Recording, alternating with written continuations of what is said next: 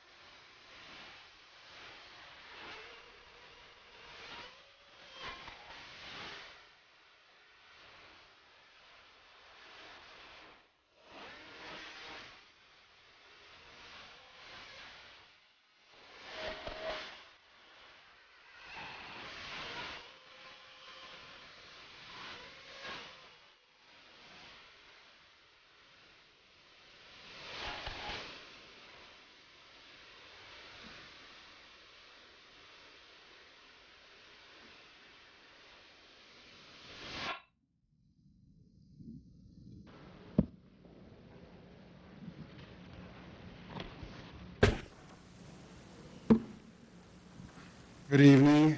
Good evening. Thank you for allowing me to share the following prayer with you. Almighty God, Master of the universe, at the dawn of civilization, you issued the 7 Noahide laws, namely, to worship only you and not any idols, not to commit blasphemy, not to murder, not to commit adultery or incest, not to steal, lie, or cheat, not to be cruel to any living creature and beast, that not at least, that every society be governed by just laws.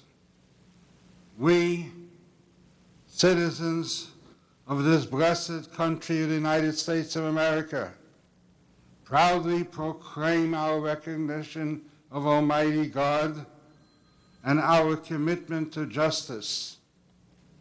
On all our currencies it is written, "In God we trust." And in the Pledge of Allegiance we just declared, "One nation under God, with liberty and justice for all." The honorable council members of the great city of Newark gather in this chamber to fulfill your commandment to govern by just laws. Almighty God, may they always be conscious of your presence and conduct their work accordingly.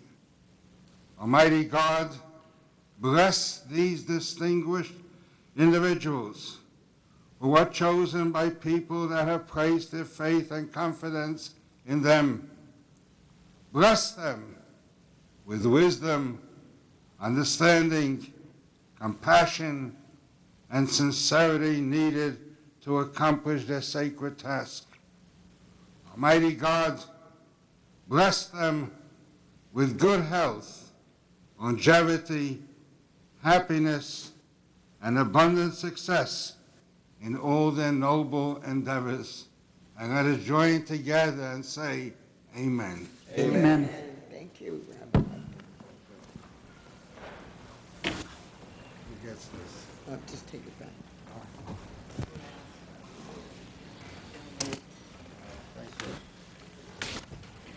Mm.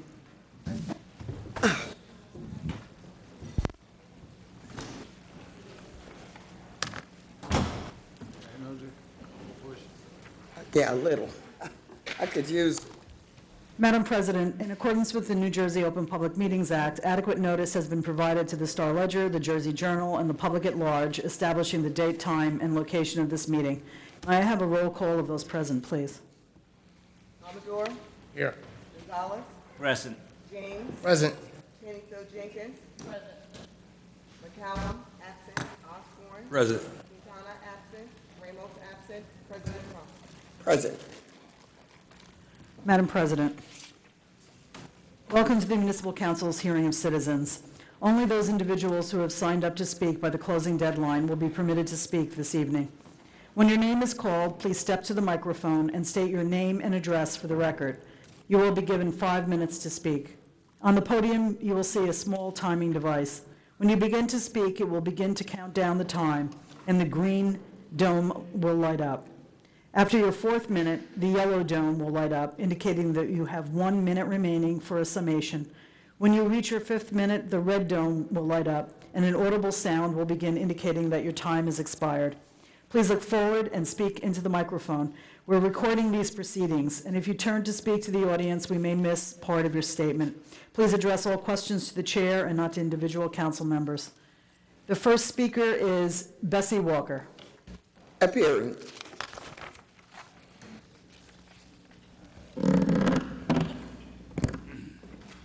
Good evening, Council. Good evening, Council Good evening. President and Council members. My name is Bessie Walker. I'm former councilwoman here in the city of Newark.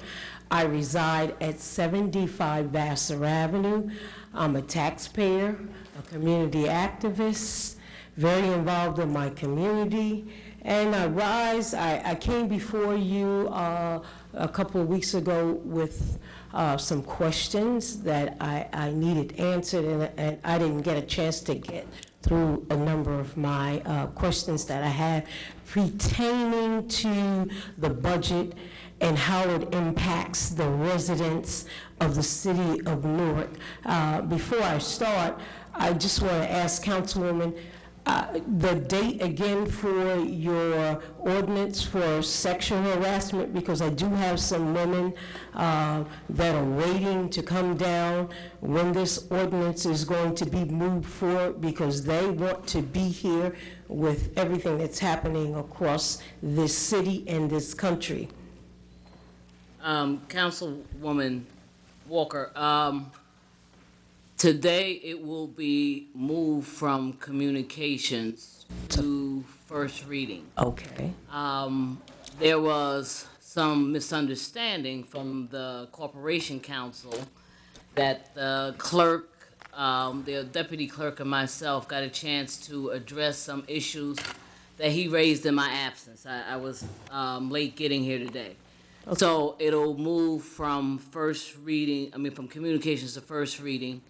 And then the first meeting in March, it will move hopefully from first reading to second reading, final passage, which will take place on March 21st. Okay. And so that'll be a night meeting. So hopefully the issues that the Corporation Council raised, that the deputy clerk and I were kind of confused by, because we had a really good working session, and the issues that were injected were issues that we were going to get resolution to. So we're looking for it to be moved. I'm looking for my council colleagues, and they did in my absence, move it at least from communications to first reading. Then it'll go from first reading at the next council meeting, and then be heard final reading, final passage at March 21st meeting, barring no interference. So you will give me an opportunity at least a week ahead so that we can have those women down here. I thank you, Council President. You probably helped move it along. Stand up for our young women and our women in this city. And thank you, Gail, once again. for moving that passage, that ordinance. I rise this evening because I am concerned. I talked on the issue of the BA at last meeting. We never really see him unless it's a big debacle here in the city of Newark. But I'd like to ask this question. You may not all have the answers to the question tonight, but as a homeowner, taxpayer, and voicing my opinion for other residents in this city, I'd like to know how many lawsuits are pending against the city of Newark. That's one thing. Then people are out touting the Port Authority issue.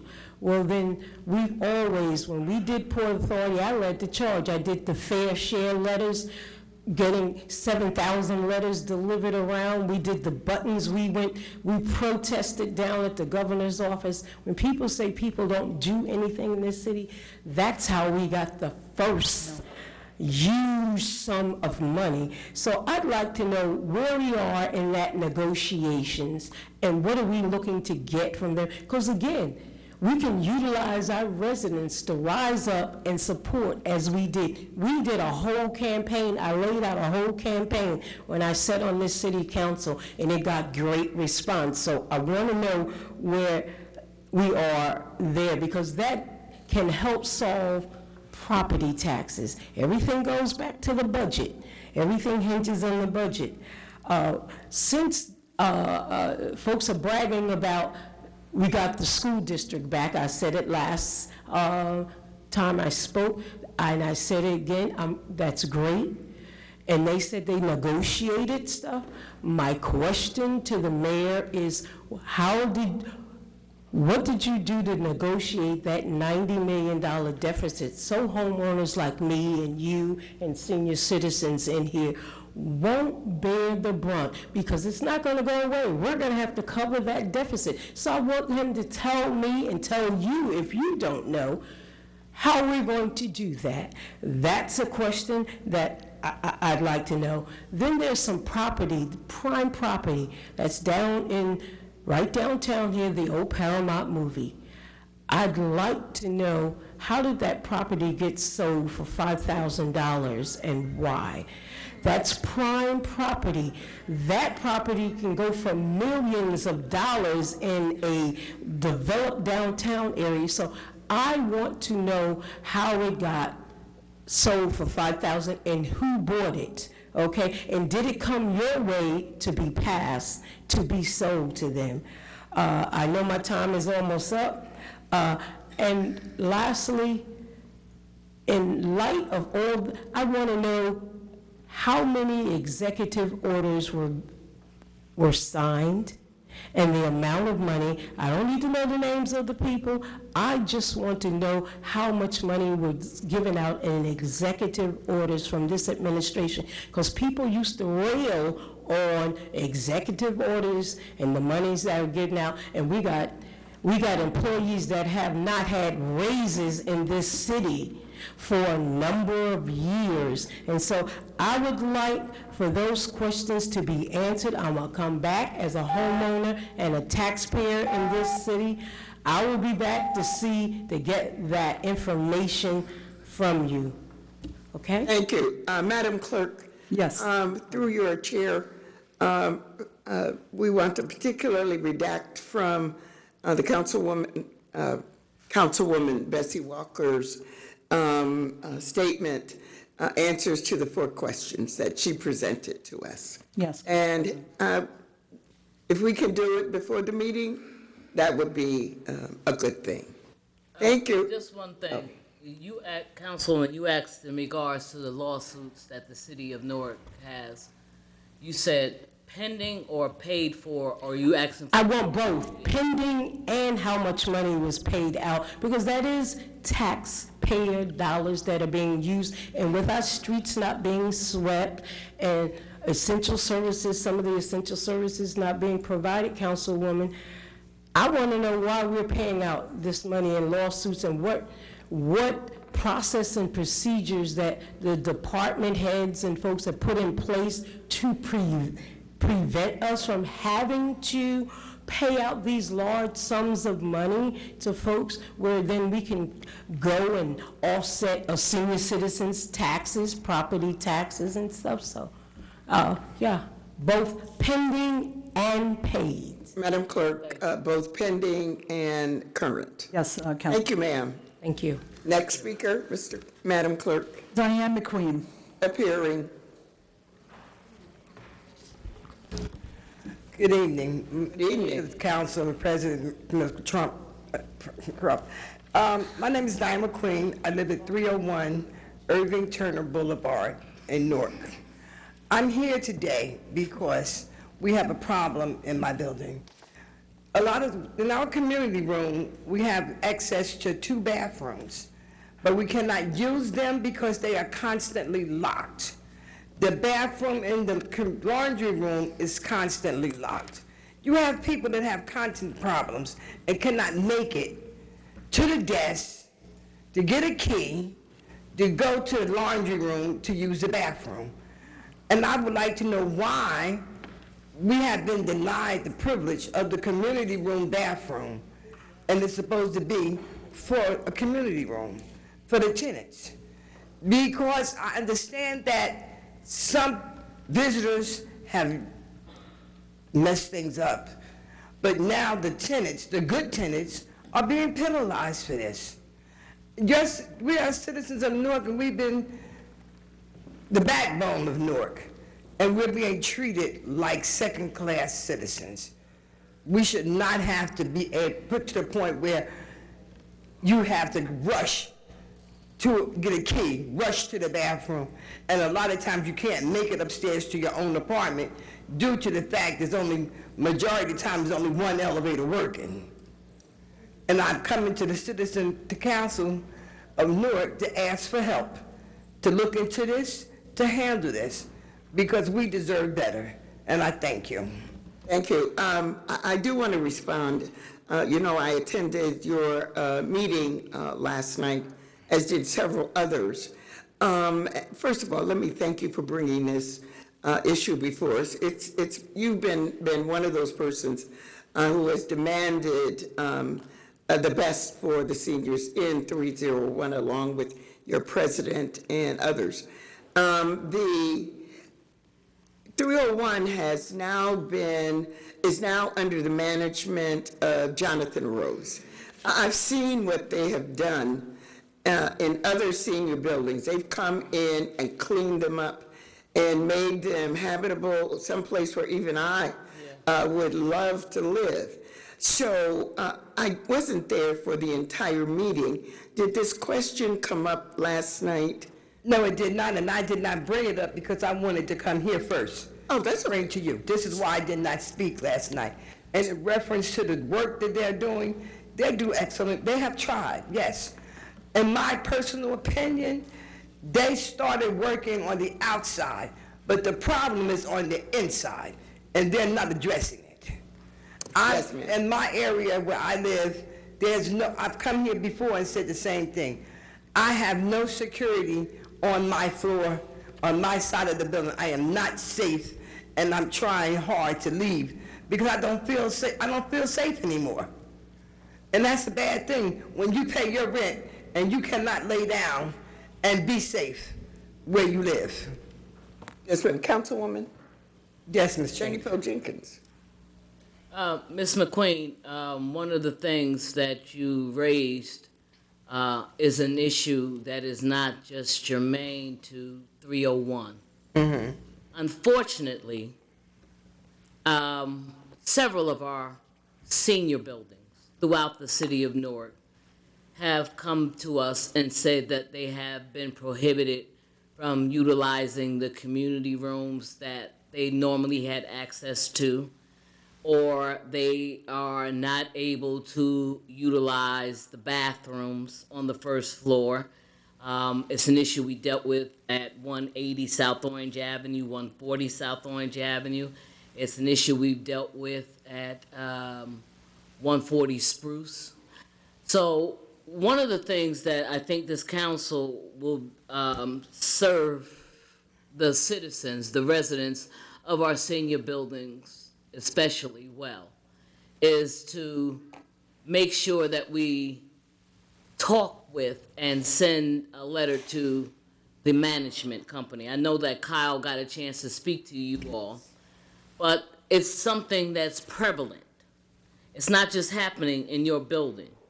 So we need to understand why our seniors are being treated like children in a building where they live. So sometimes it is the middle management that is there every day. Sometimes it's a policy that the management comes up with arbitrarily. I know when when Kyle met with Mr. Napoleon last night. Mr. Harris. Mr. Harris. One of the issues that's prevalent in all the senior buildings, and maybe this is something we need to bring under the Senior Citizen Commission, as well as And she's been the public attending. housing, Our meeting. as well as public housing, as well as the tax abatement, because the intercom system is now being railroaded by each management building. I'm telling you, I got 23 senior buildings in the Central Ward, so I know this is an issue I've been dealing with. So the issue is management is now saying you can't use the intercom system to make announcements. You can't use the intercom system to call people to come downstairs for tenant meetings, bingos, or whatever recreational things. And it's something that's happening through all of our senior buildings. So it's not just happening in the Jonathan Rose properties, but it's an issue that we need to address. And we have, Kyle met this morning with Ms. Terry, and the reason why we didn't go straight to Josh is because we're trying to make the management understand, when you all come to them, they're the first line of your problem. They're supposed to resolve that issue. And we don't always want to go over somebody's head because they're getting paid. So when they don't do what we need them to do, then we go over their heads and say to the Rose Company, that's a problem. Kyle explained that. But you're absolutely right. Nobody should have to run back and forth to use a bathroom. The excuse that's being used right now in a lot of the senior buildings is the fact that, oh, people come off the streets, they go sit in the bathroom, Yes. security guards can't monitor. But we have to find some kind of common ground, because there was a time when senior citizens were able to utilize the kitchens inside the community rooms, Yes. as well as the community rooms.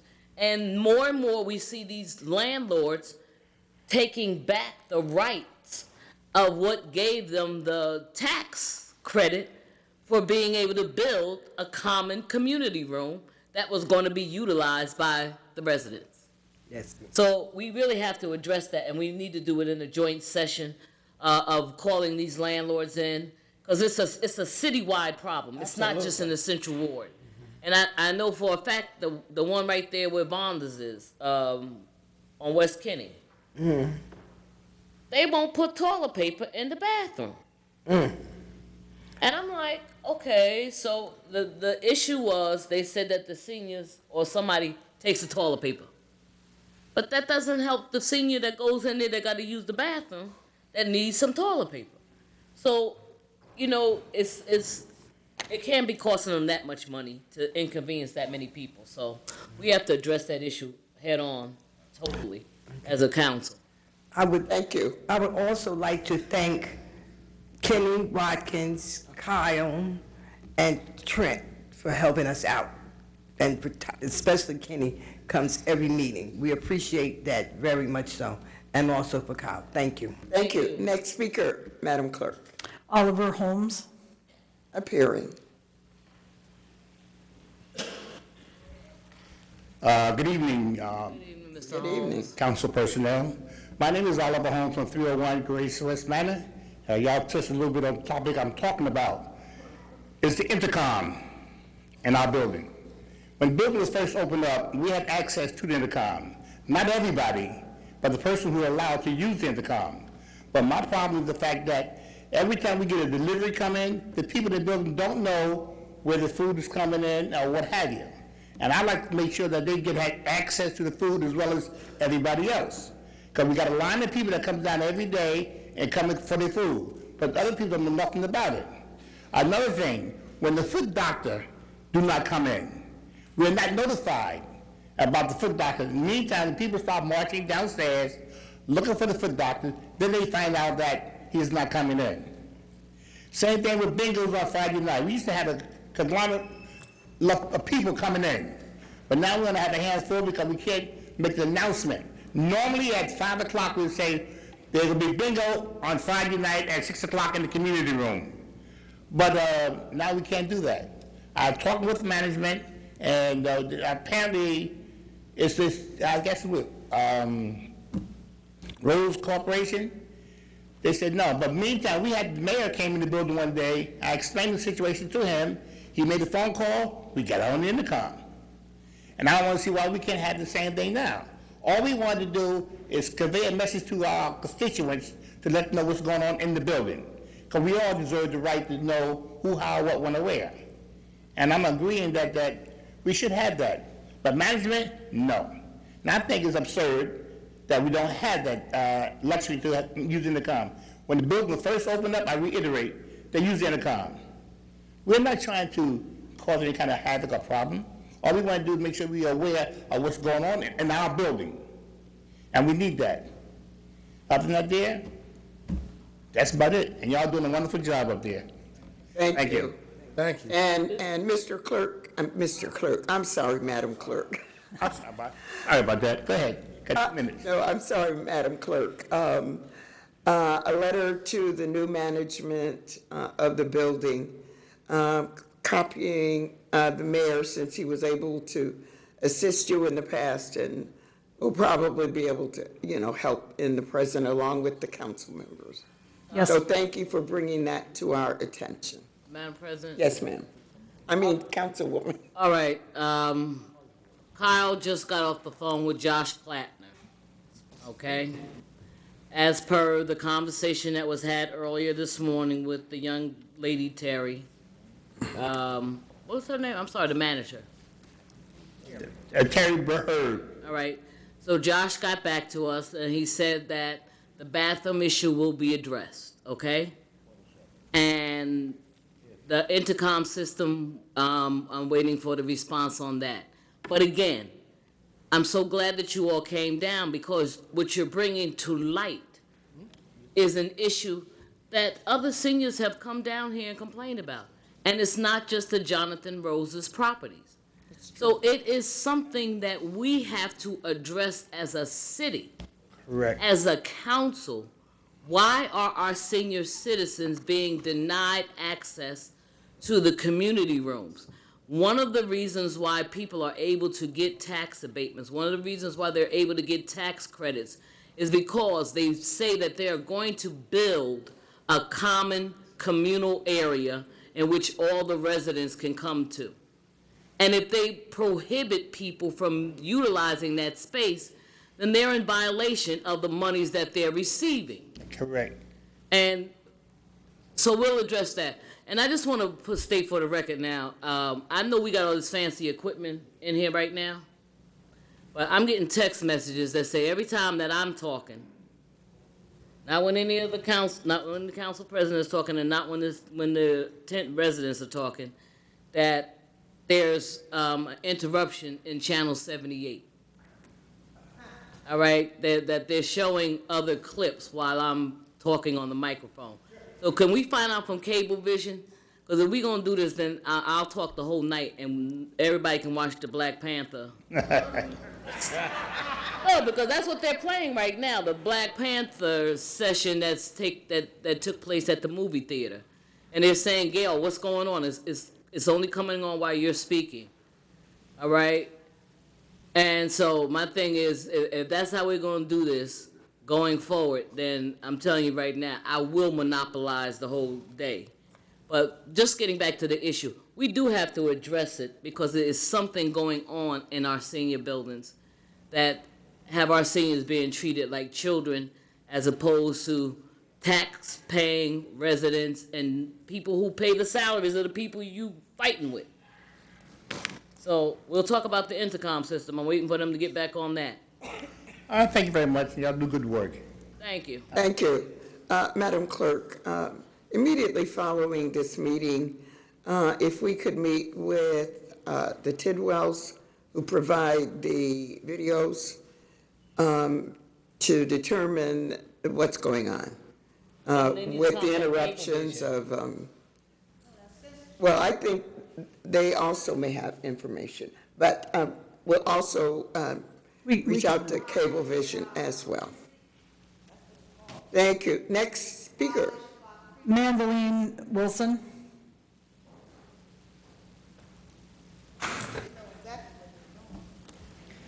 Good evening. My name is Madeline Wilson. I'm representing Grace West Manor.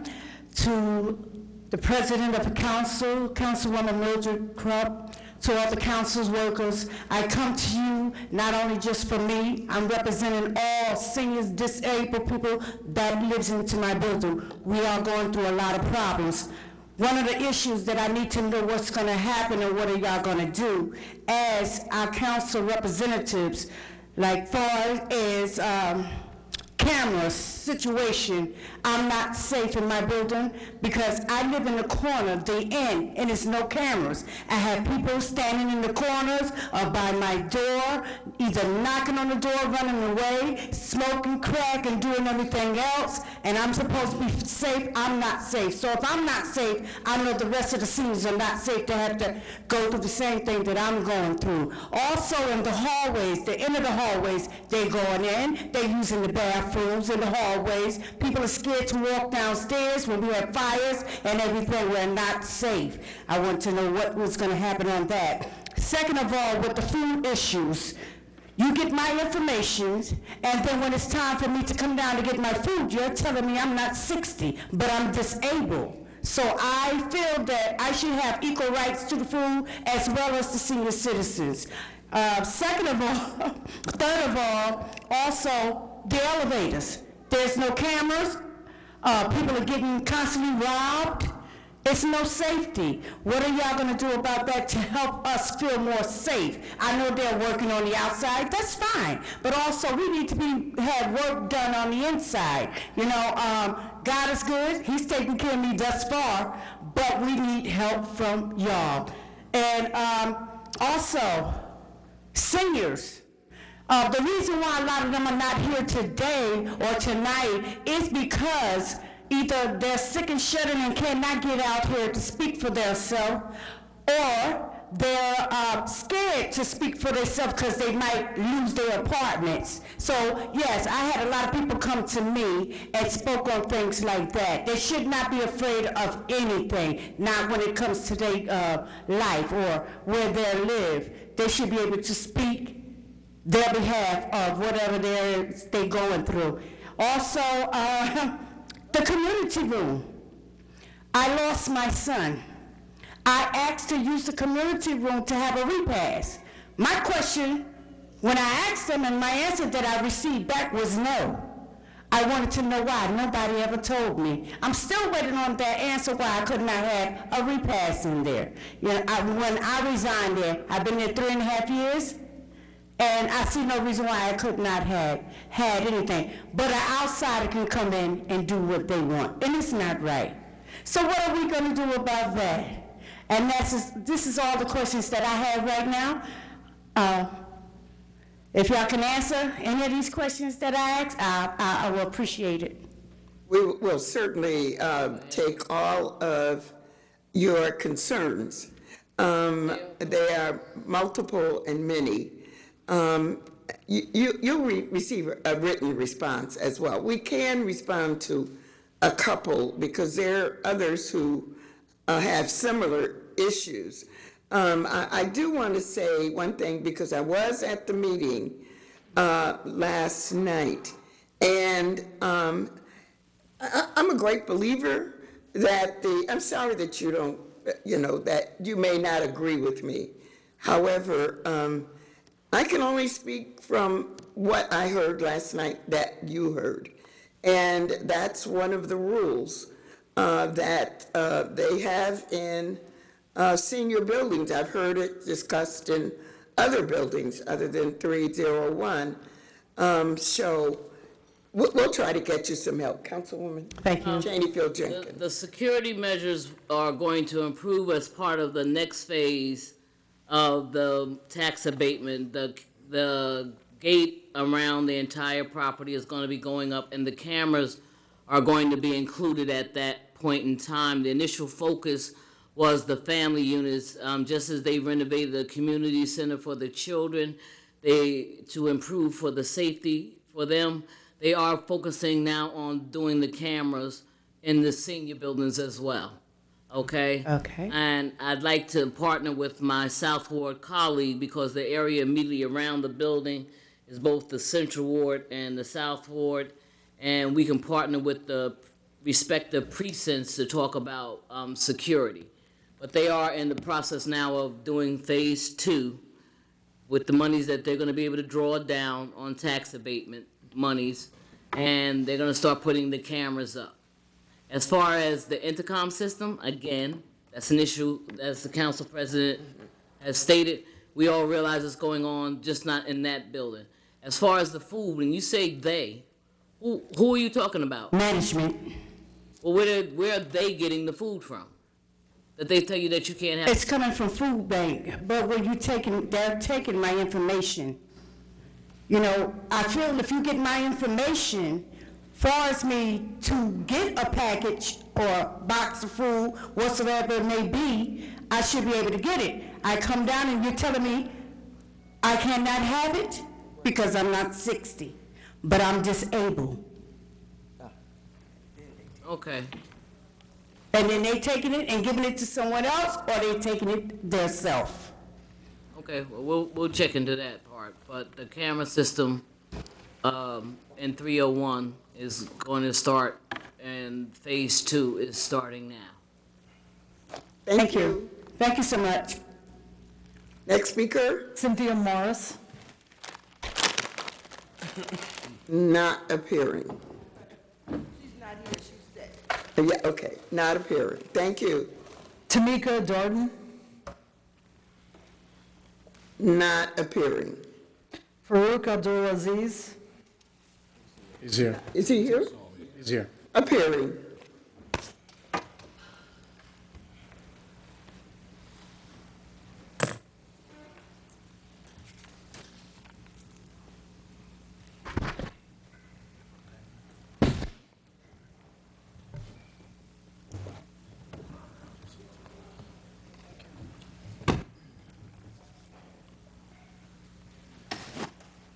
Y'all, she just great, know that I'm getting old.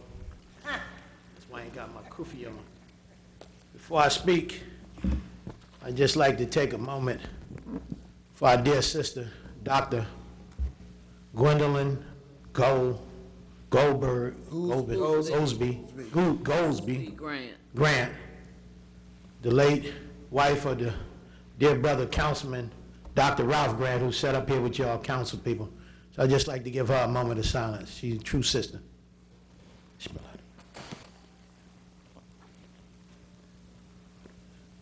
Thank you. You know, I always come with my introduction. Assalamu alaikum wa rahmatullahi wa barakatuh. May peace and blessings be upon everyone. My name is Farouk Abdulaziz.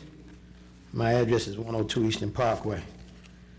I got a deep topic, but I want to get straight to the chase, and I'm going to deviate.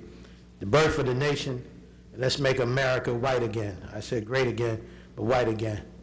And this Black History Month, and I'm one of them black brothers and ain't taking no shorties. But I want to check and see how my memory working.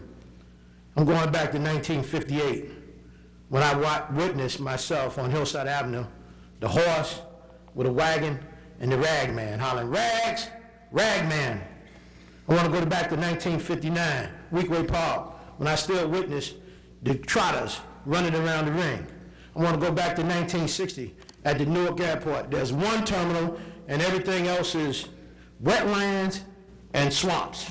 I want to go back to 1963 when I bear witness to the President of the United States, John F. Kennedy, coming down the street. And I know some of y'all might be babies and y'all didn't recognize this.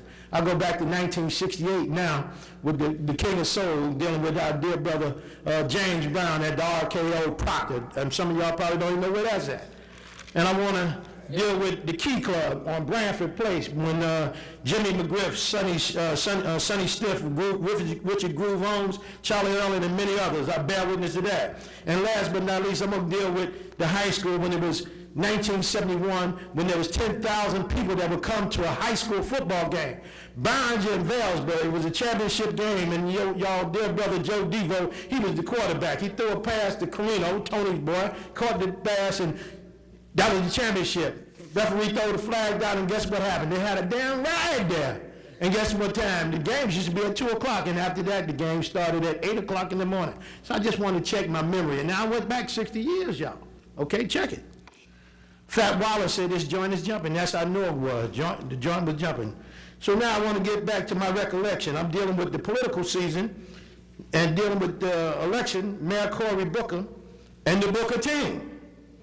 Mildred Krupp, Louis Quintana, Ramos, Armando, and Mr. Gonzalez. The Mighty Five. Well, I read February 18th, which was last Sunday, Booker races back to New Jersey after to help his ex-rival, Ras Baraka. So my question was, are we going forward or are we going backwards? Are we going forward or are we going backwards? The Booker team now is Ras Baraka's team. Booker raced back to help the former political foe, Ras Baraka, file his petitions for re-election. We have had 4 years of rising, Booker says, to supporters outside of City Hall. I know what a great leader is. This is Booker. Booker and several members of the City Council, which y'all know who y'all are, paraded through the council up there on that second floor. They couldn't wait to get to them 1,300 or 13,000 ballots that they had. Booker's running on the slate with but one incumbent, which is Mrs. Gail Chaneyfield. Right on, sister. I believe it's best to be you and who you are and not to follow the lead, because it's just like sheep. You chop one sheep's head off and you can keep hitting all the sheep, okay? Now, okay, Gail is the challenger to Mr. Ras Baraka. This is Cory now, the newspaper clipping. The city council and Ras Baraka is doing just what Booker yelled, 4 more years, the Booker team, 4 more years. How did he become a foe of ours, which I'm an activist, and whether Shockley used to walk around with his big shirt on, his thing, saying the hell with Booker and all that, and all of a sudden, he's our friend. Bring it home now, Ras Baraka positioned himself. Now, hold on, I got some more pages, but I know Ms. Crump ain't gonna let me try to read it all, but I wish he would be that kind. But Baraka's positioned himself, anti-Booker candidate, doing a bid in his bid for 2014 for the mayor, and often clashed with Booker while he was serving in the South Ward. My big question is, the verdict is out. Your move, Mr. Baraka. And why I say that? And I say what Prophet Muhammad sallallahu alaihi wasallam said. When he came back to Mecca and took over Mecca, there was many people on different sides, and I got a lot of Muslims in Seoul, we call City Hall, Seoul, that's good brothers and sisters, and we got some other brothers on the outside, like me. But everybody, are you good, Farouk? Are you good? And I done help some of all y'all, okay? I ain't good. I like to eat too. Ain't nobody offered me a tuna fish sandwich. So that's why I'm taking it personal now, okay? The Booker team now is the Ras Baraka team. Ras, come on, we put a lion in, and now we got a kitten. Thank you. You're quite welcome. Next speaker, Mr. Clerk. Lisa.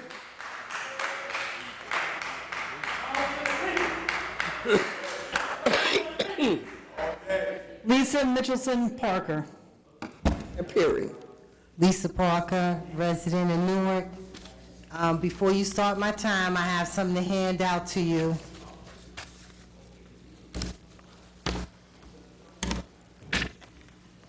Thank you, my dear. This is a copy of the Hatch Act, and maybe the corporate counsel here can help out some of you elected officials that don't know what the Hatch Act is.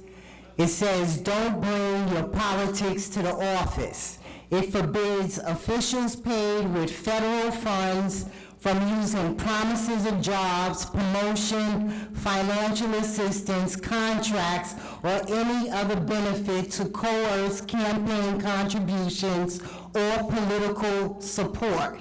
So help me understand, because when you're campaigning, your campaign should be conducted at your campaign headquarters, not in a municipal building where you're supposed to be neutral. Cory Booker came to town like the Pied Piper, and everybody lined up in City Hall with Team Baraka shirts on, attires, hats, etc. If Lou Shockley did that, if Gail Cheneyfield did that, how would the mayor be accepting of it? It's not acceptable anywhere. It's against the law. You're violating the Hatch Act. When the mayor had all of his posse come down here and heckle people, and they're here during work hours when they should be working, that's a violation of the Hatch Act. Stop it. So let's talk about all the attributes that Cory Booker gave us. He got rid of the police academy. That was a profit making for us. He laid off 178 police officers. He laid off 600 sanitation workers. He tried to illegally seat Shanique Spate in the municipal council where Sharp Jones is sitting. Junior, everyone went to jail associated with the watershed except Cory Booker. He got rid of all the high-rise, low-income projects. Let me see. He bought us Goldman Sachs. He bought us the Haynes Building.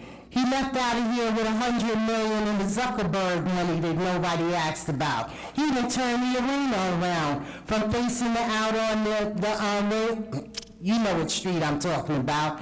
We got more charter schools. He left Newarkers with a $10 million debt to settle lawsuits for all of the labor that came back to sue the city for laying off union workers. Now let's talk about our current mayor that everybody got, I'm sure, because it's in the public domain. This is the Baraka dossier.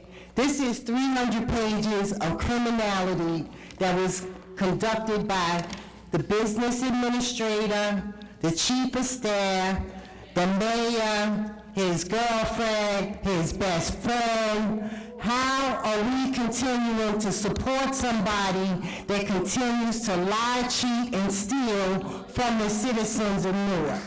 Now, he talked about, he said, Raz said he put 450 police officers through the academy. Let's do the math on that. 100 of those officers went to the county. A small percentage went to corrections facility. We paid for each 450 of those police officers, and less than 50% completed and graduated the academy. He should have never got rid of the academy. We don't have 450 police officers graduating out of the academy on our streets to make our streets safer, and then he took 20 of them to be on his executive protection unit. Let me see what else he said. He got 6,000 affordable housing that's not affordable for any fireman, policeman, or teacher that want to come here and live in Newark because it's not meant for Newarkers. There's been no jobs from Prudential, Panasonic, and all the others that are here, but yet we're giving them all kinds of subsidy. There has been nothing for Newarkers, and now we got all these forums all over the city for legalized cannabis. Dominus Avenue. Why y'all declaring eminent domain over there so they can have nurseries when they approve recreational marijuana? Anyway, he has been filled with fraud, corruption, sexual harassment, all kinds of criminality with everybody in his orbit, including 2 code enforcers that's shaking people down, property owners, for money. Why do you want to put somebody back for 4 years? Here's why. Because he has to continue the work of Cory Booker, who laid out the land at the beginning of gentrification, but nothing to build capacity for New Yorkers. Enough already. And let's talk about the failed health care insurance for the retirees and the municipal workers. Still don't have an answer on that. Selling property for less than the assessed value. Thank you, the person that came up here earlier talking about selling $1 million property for $5,000. So I just like to say a vote for the Walker team is a vote for Booker to finish what he started, to give away our city.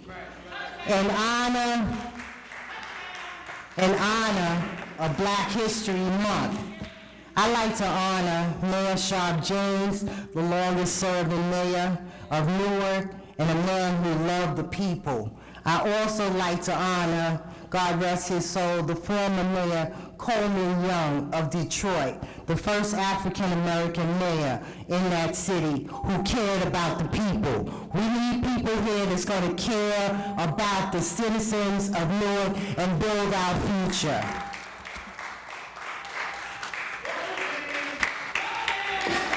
Thank you. We have another speaker. Alfred Lembo Jr.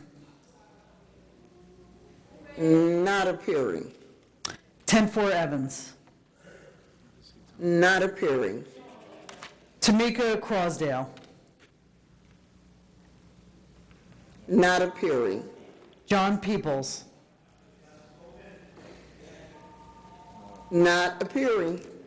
Donald Jackson. Is he appearing? I see his aunt.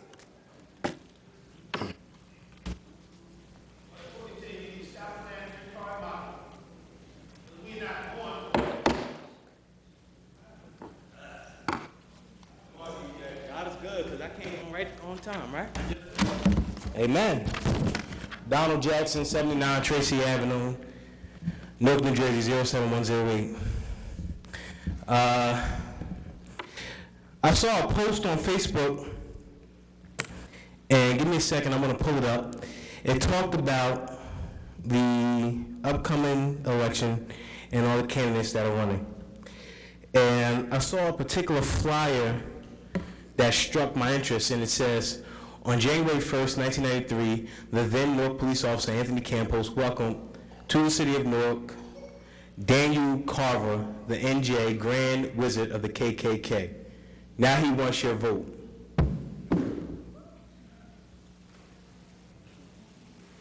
Now, I do remember sitting in this chambers about 15 years or so ago, and the late, great Amiri Baraka came before this council and outed the same person and talked about the issues and other misconduct issues that they had with this person. Fast forward to 2014, this person became the city's police chief. And as I sat down to decide what I was going to speak about tonight, I started reminiscing the year 2014 and the election. And I said to myself, it's funny how politics can shift in such a quick time, right? So I remember sitting in this chambers in the year November 2012, when there was a few of you who came back and spoke on this podium about what Ms. Lisa Parker just mentioned, trying to vote Ms. Spate in as the city council vacancy at large for Donald Payne, who became the then congressman.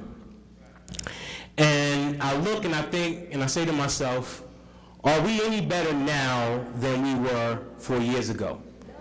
And if I, as an educated voter, an advocate, a person who went out on my own time, my own money, my own free will, because I believed in the message behind the people who were running at that time, if I knew what I know now, would I have supported these folks? And the answer would have been no.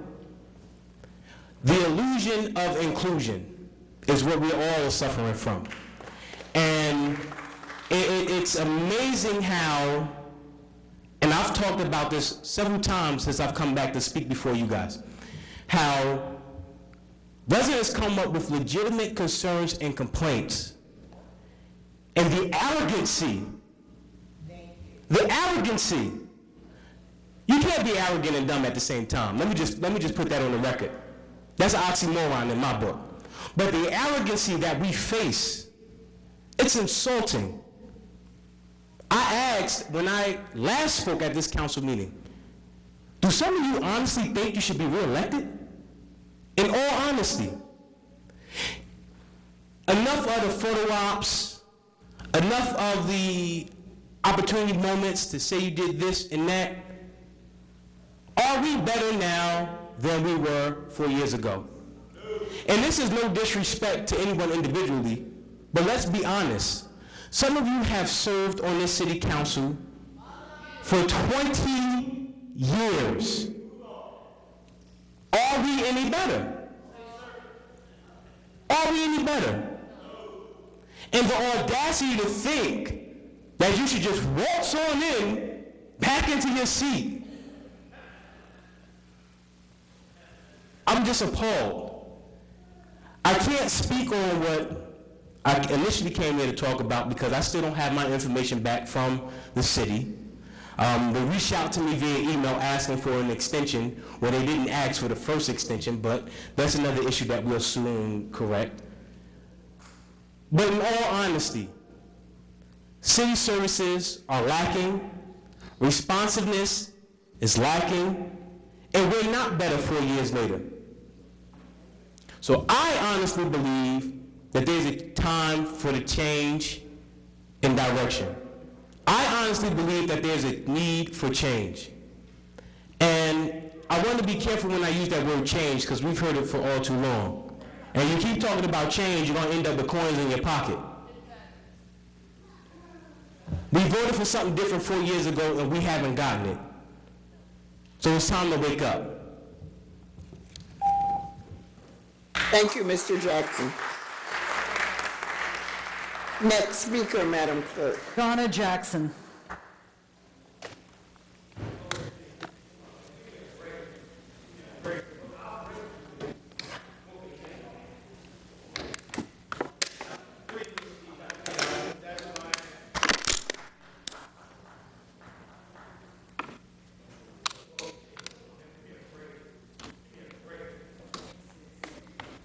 Good morning.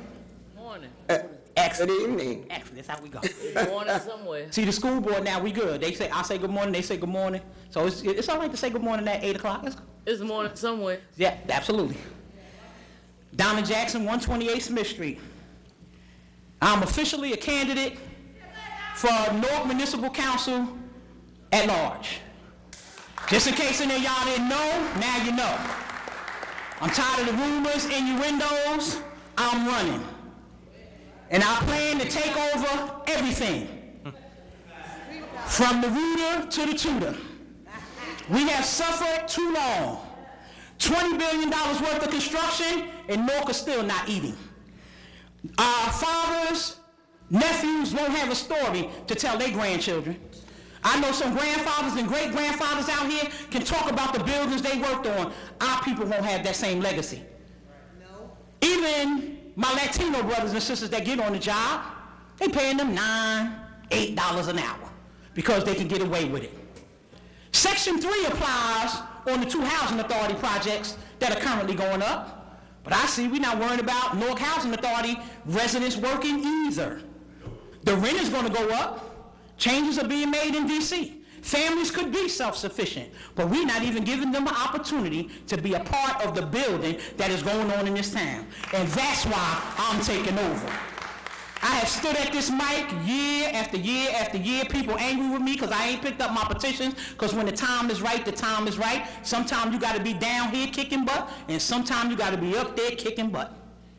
And I don't care who wins when I get up there. The day of reckoning has come. It will all be exposed. I'm going to read my paperwork, even the late paperwork that I get that will be sent back, unfortunately, because we're not going to have no late starters anymore, because it shouldn't be allowed. Budgets will be struck properly. Public hearings on the budget will be done properly. This council will hold whomever is in that seat accountable. And if we're able to work together, we will, Ms. Cheneyfield. Because I know that seat gonna change. Because I'm not doing this again. Because this ain't the plan, like I said last month, that we came up with 5 years ago. And I'm never gonna make this mistake. Norca's necks being stepped on. People having to obligate themselves to sexual favors to keep their job, and this council still continues to sit here, and you will not put a policy in place for these women on this job who are suffering. How dare you? How dare you not do it? Because it's true, Mother. Oh, I did. And as women, we should have been stepped up in the front. Mother, I love you. But you have sat in that chair for so long talking about cultivating, molding, and pushing people forward. You should not be running. You should have put 2 younger females out there, a black and a Latino, and you should have supported them. You should have, Mother. You should have done the training that you claim you do, but you didn't. Greed. Greed. Greed. And I got the right to say it to you, standing here as your daughter. And unfortunately, the people in this town are afraid to speak truth to power, but they know I'm not. And we should be ashamed, Mother, of the condition that the women are in North New Jersey, because we ain't rising, as Maya Angelou said. We are falling, as Maya Angelou don't want us to do. And as the senior, as the elder's supposed to give us wisdom. You ain't gave us nothing in the last 6 years. Nothing, Mother. And I'm angry, and I got every right to be angry, because I got a daughter and a granddaughter now. You've left them no legacy. Sometimes you sit too long, and you have nothing left to give. And you have nothing left to impart to me, to my granddaughter, to you, nothing. Because you have to do now. You're controlled now. You guys don't stand on your own anymore, even when it's wrong. We lost a police officer. You did nothing. Nothing. I had a meeting yesterday at 140 Spruce Street, brand new building. The floors in the apartments sinking in already. How dare us do this to our elders in this community? How dare us? Two divider, laundry room, a wreck.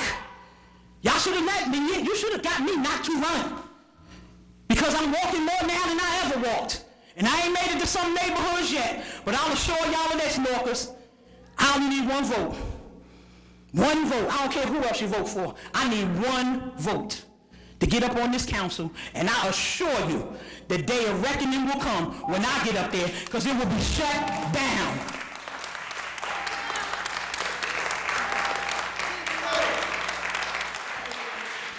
Next speaker, Madam Clerk. Kiara Williams. Kiara Williams. Kiara Williams.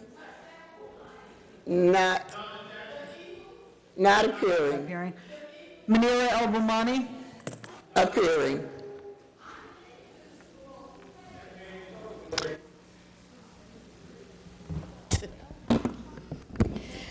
Manira El-Bumani, a longtime advocate from the city of Newark. First, let me give praise and honor to the creator of all humanity for allowing me this opportunity, and for my freedom fighters who have paved the way. Newark residents, it's election time. You are going to see, and you are going to get quick responses from our elected officials during this time, like never before. But I'm here to say to you today, it is time to dismiss folks from their duties right here and right now. 4 more years of some of these folks, I say, Lord, have mercy on our souls. Issue number 1, the Newark City budget. We have a deficit. There's wasteful spending. governmental fraud, lack of generating revenue. And I want to give thanks to the state monitors and also the Newark Finance Director for at least helping us to, revive from this budget deficit that Cory Booker left upon us, and to help improve this budget.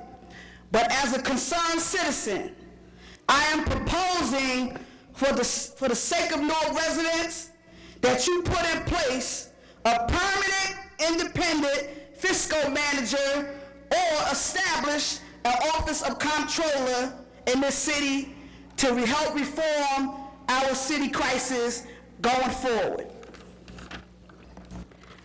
Baraka's, and I'm gonna say Baraka's propaganda and smoke screens.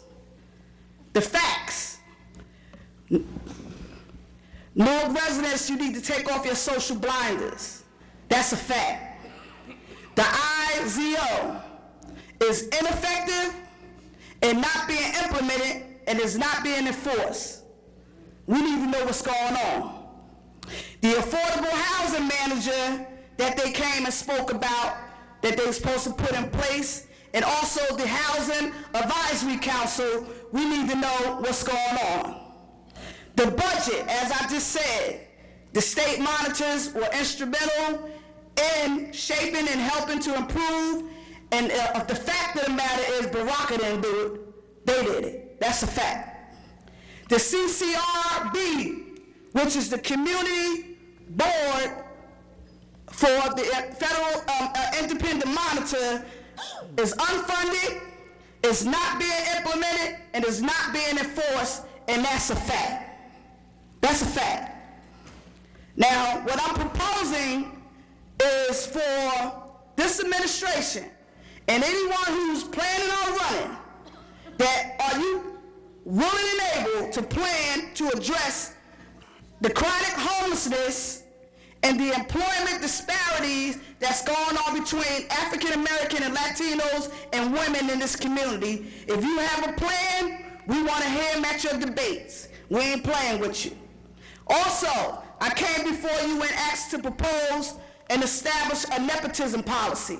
We need that in place like not other than ever. We need that now more than ever. We also need you to create a strong legislation to hold these slumlords accountable, because Mr. Mayor, the Garden Spires is still in dire need of your help. Now, you went there and you staged your political opportunity there, but I'm here to tell you that Garden Spires people need your help. These individuals who, with these no-heat complaints, and I know you probably got about thousands of them by now, we need something in place from this point on to address these slumlords, and we need that done right here, right now, under this administration going forward.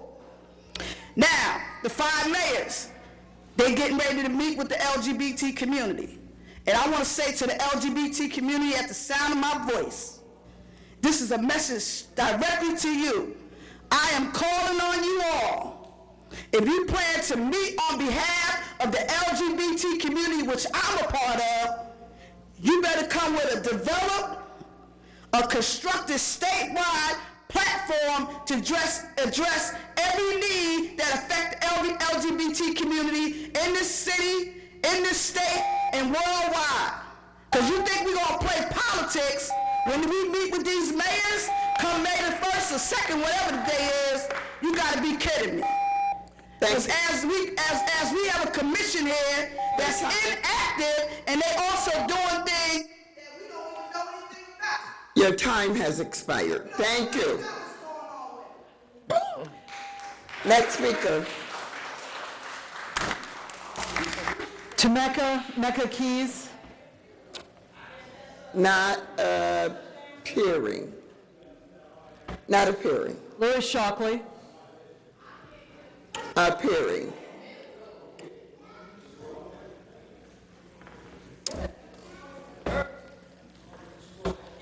Hello, Council.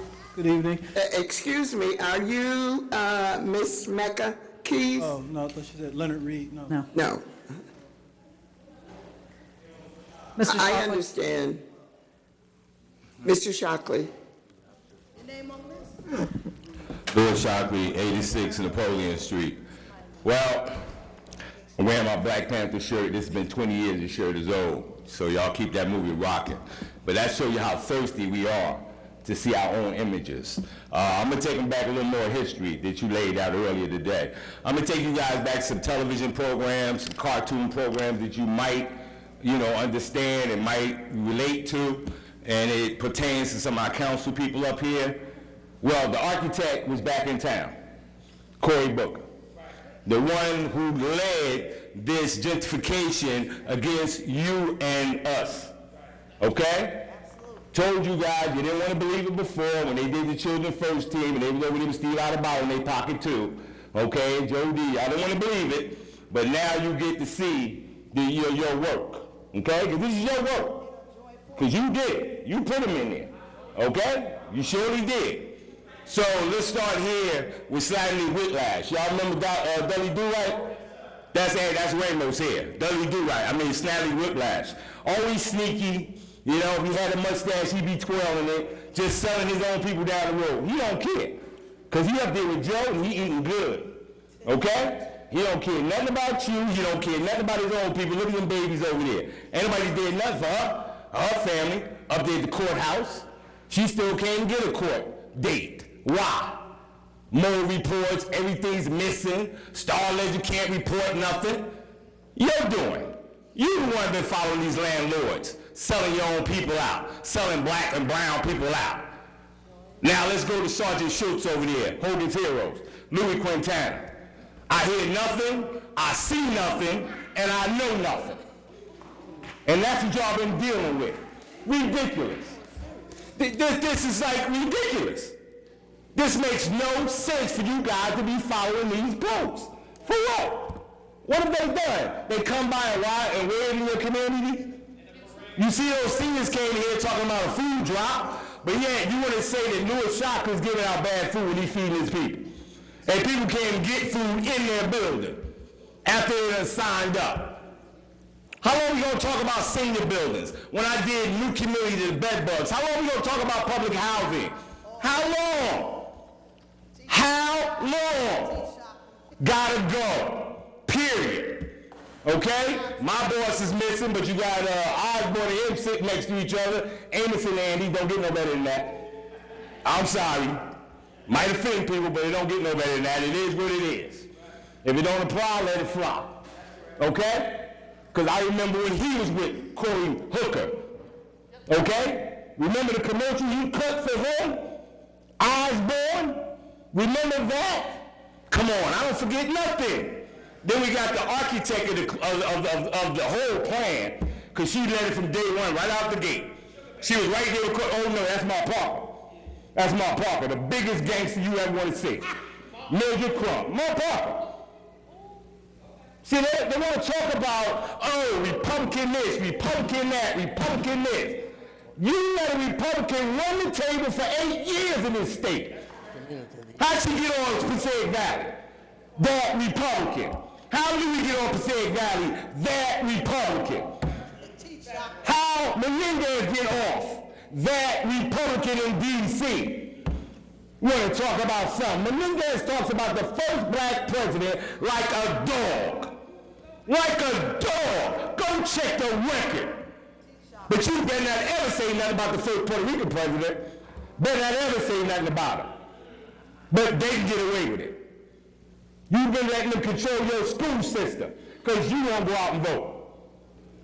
They running AIDS and AIDS to AIDS. We all crazy?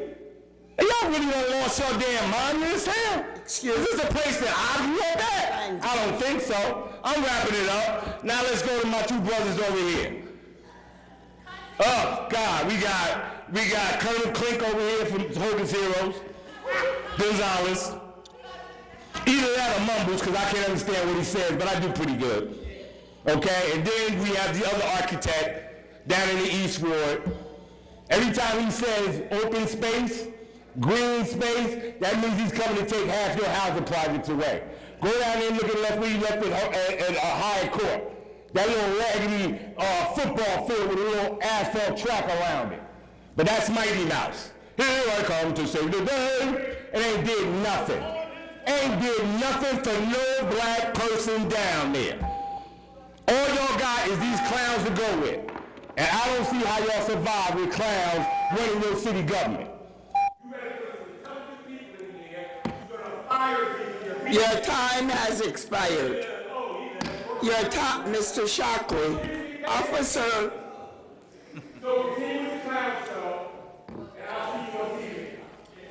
Let me apologize to the next speaker. Next speaker. Jason Roman.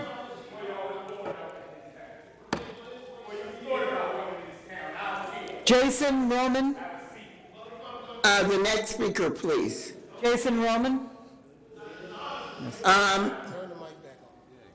Just hold on. Mic on. I am. I'm going to try. I am. Yes, Mr. Roman. Good evening. My name is Jason, 48 Delavan Place, Newark, New Jersey, 07104. I'm a Newark resident, I'm a homeowner. I came to this council meeting in October to express my concern about Delavan Place being an extremely narrow and unique street, which it was navigating was impossible for the city design workers, and the residents often didn't have access to our street due to the unregulated parking on both sides of the street. So we, the Delavan residents and neighbors, we requested a parking permit, and on February 6th, the permit signs went up. I just came in I would like to express my appreciation and gratitude to the City Council Board for amending this ordinance, but most importantly, I would like to thank Council Ramos for not only requesting the advanced adaptation to speed up the process, but for also taking his time and personally working in conjunction with the City of Newark design workers, developing and redesigning the street traffic for our street. This ordinance not only was a relief, significant challenge like parking for tenants, sanitation pickups, and snow plowing, etc., but consequently has also improved the quality of life in our street. And as I know, I would also want to thank the clerk, Jerusha. She's very lovely. She took her time to, she basically just guided me through the whole process and kept me posted. She's a very nice person. And thank you again for your time and for just listening to me. Thank you. Madam President. Good night. Councilman Ramos. Madam President, I just want to thank you, Mr. Roman. I know when you came in October, you were a little bit frustrated about the lack of action on the city side. You know, I personally apologize because I felt that my office should have been more responsive, and I'm glad that things worked out and the signage is up, and it was good to see you at church on Sunday. Well, thank you. It doesn't look like an alleyway anymore. It actually looks like a street. But thank you. Thank you. Next speaker, Madam Clerk. Leonard Reed. What district you in? I need to move over there. What district you in, Mr. Jason? Good evening, council. I want to talk to you this evening about hotel inspections. Mr. Reed, state your name and... My name is Leonard Reed. Yes. I'm from Asthma Blasters. I'm 672 South 16th Street. And I came here this evening to speak to you about hotel inspections as actual potential revenue source for the city. I had some reports I would like you to look at, if you wouldn't mind. And there's some points I'm going to cover, but these are the reports. The hotels are currently allowed to operate with no health regulations or verified standards besides site inspections. They generally have a person come in during the evening and they'll just watch the staff, you know, and just look at the cleanliness, but everything is done visually for hotels. These merchants are allowed to provide health-sensitive services which could adversely affect a large portion of the community. Over 90 million Americans, 1 in 3, suffer from some chronic respiratory challenge, as merchants are mandated to provide wheelchair-accessible accommodations, people with respiratory challenges, and young children should have access to allergen-tested and verified environments when traveling. A rented room full of allergens could potentially become a death trap to a person suffering from a sensitive breathing disorder. So my target is going to be the New Jersey hotels in Newark, Secaucus, and Wayne. That particular report is from a motel in Wayne in New York City. We recommend that each hotel with 3 stars or greater reserve at minimum 3 allergen-friendly rooms for travelers. So people, when you go to hotels in the future, you have smoking, non-smoking, and allergen-friendly rooms. And the allergen-friendly room is a room that is inspected and verified every 30 days. The allergen levels are between 90 and 95% allergen-free. And these particular rooms will have a little certification on a nightstand so people can actually see the last time the room was inspected and go to the website and confirm. So we'll check the rugs, and a portion of the inspection fees will be submitted to the city with hotel reports. I know Mr. McCallum, I heard he was over the health position. I'm gonna do the Hilton Penn Station next week, and I was gonna submit the reports to Mr. McCallum, but I didn't see him this evening. I'm gonna talk to the hotel managers if they would like a plaque or something for participating in these voluntary inspections. And the benefits for the hotels, they can potentially charge more for these special rooms.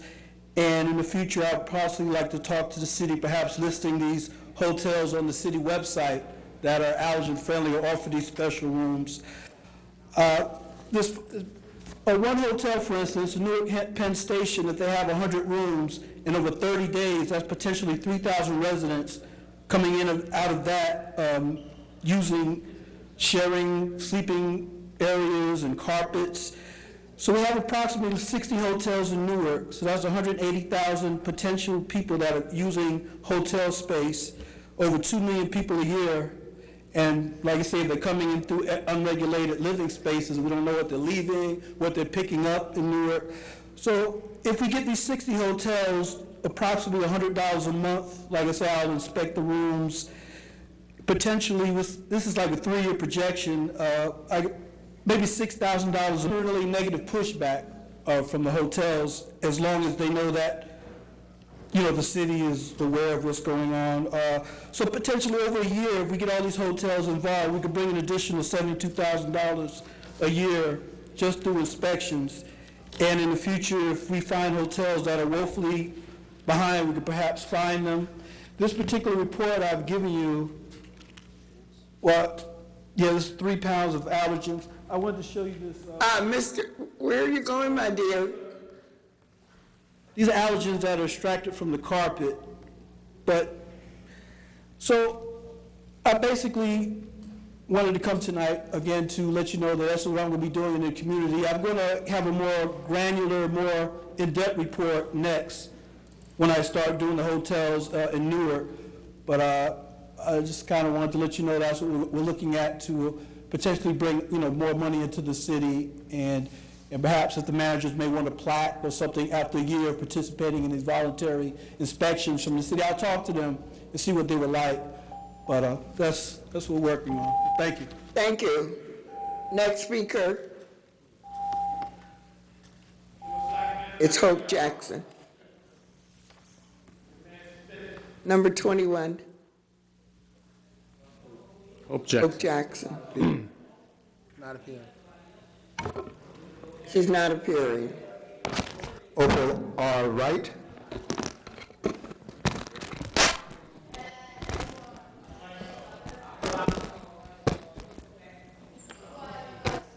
Is it hot in here?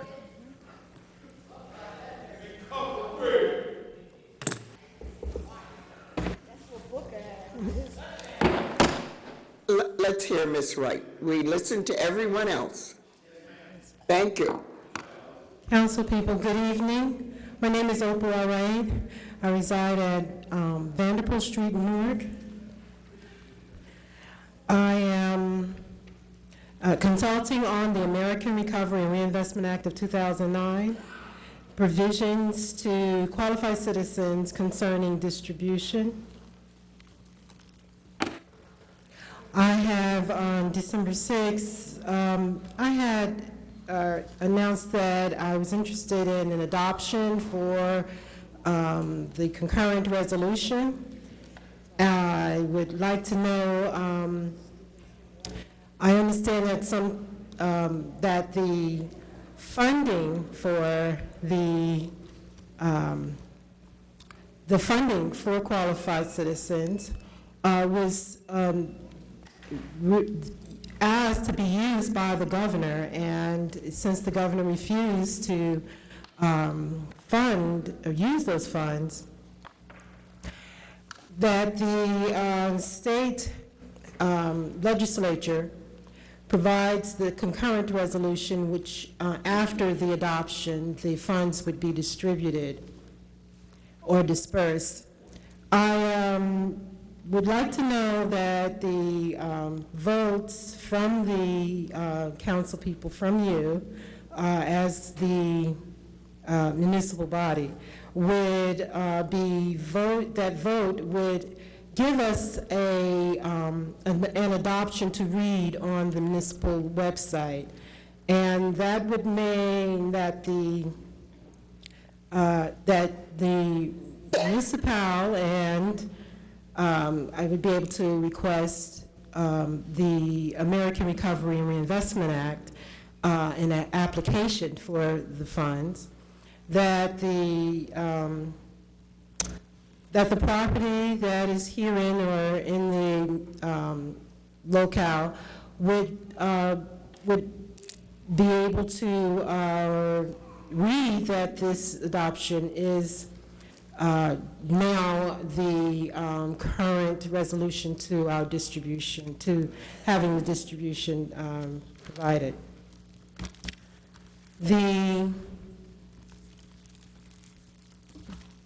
Division A of the American Recovery and Reinvestment Act, Division A, lists the, throughout the entire law, it lists the programs and services and the provisions. And Division A is the appropriations for the appropriations provisions, and Division B is the tax, unemployment, health, state fiscal relief, and other provisions.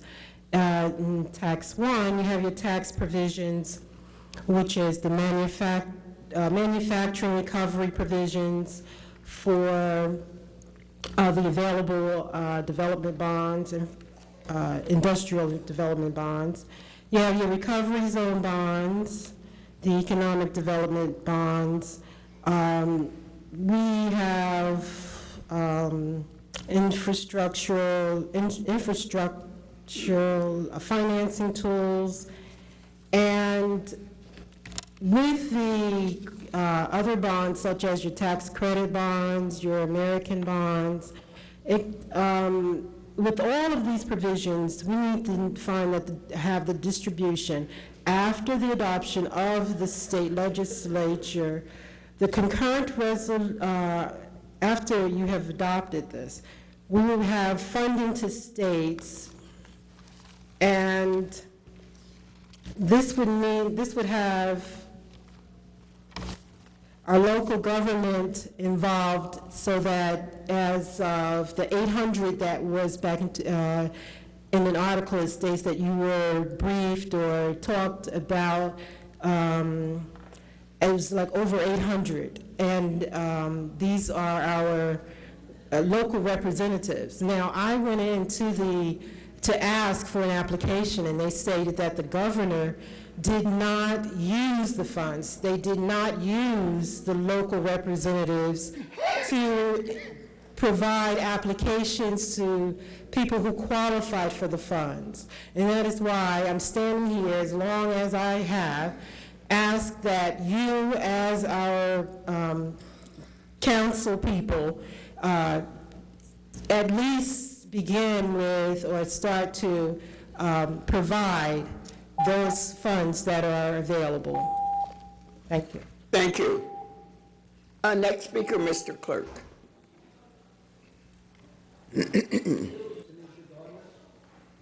Is your microphone on? Tanisha Gardner. appearing.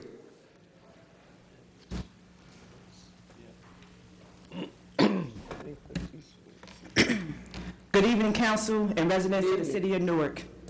I am requesting a community meeting with the city council and the city residents. The residents have many questions, especially about the quality of life.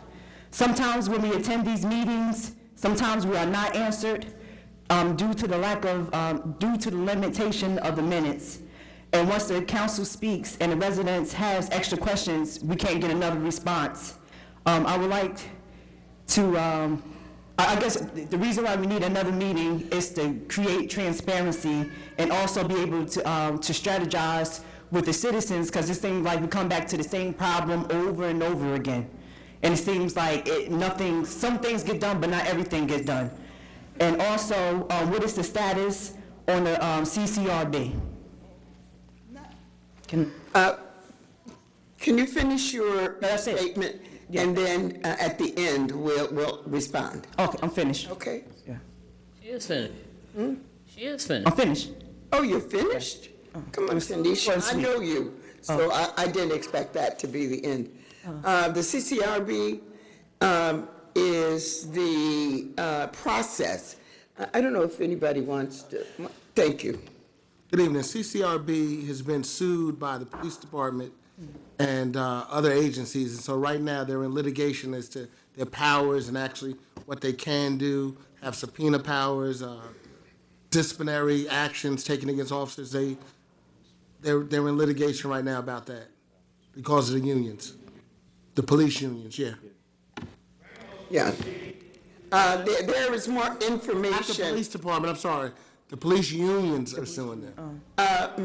Ms. Garner, I see the Corporation Council standing up.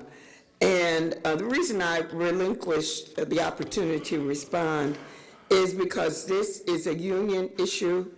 It is not for public discussion because of what's going on. What I'm going to suggest is that if you can wait until the meeting is over, the Corporation Council who is standing there, and those of us who have some familiarity, we will share it with you. But we are in litigation as we speak. And you, as a budding lawyer, is that still your career path, to become an attorney? To become an attorney? Yes. Is that my career path? Actually, I'm running for East Ward Councilwoman. Oh, yeah. I meant your career. That's part of it too, if you want. But yeah, when can we request a community meeting? When can we request a community meeting? You can set up a community meeting anytime. Okay, so I would like it to be here so it could be central for everyone to come. And especially when we have answers, can you please answer the questions? And then, like I said, we can strategize and figure out these problems because we're dealing with a lack of quality of life and it's disgusting. Thank you. Thank you. Next speaker. Tariq Rahim.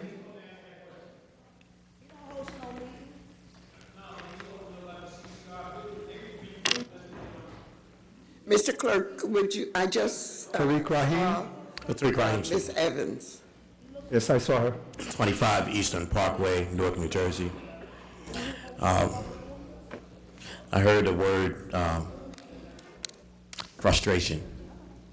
So okay.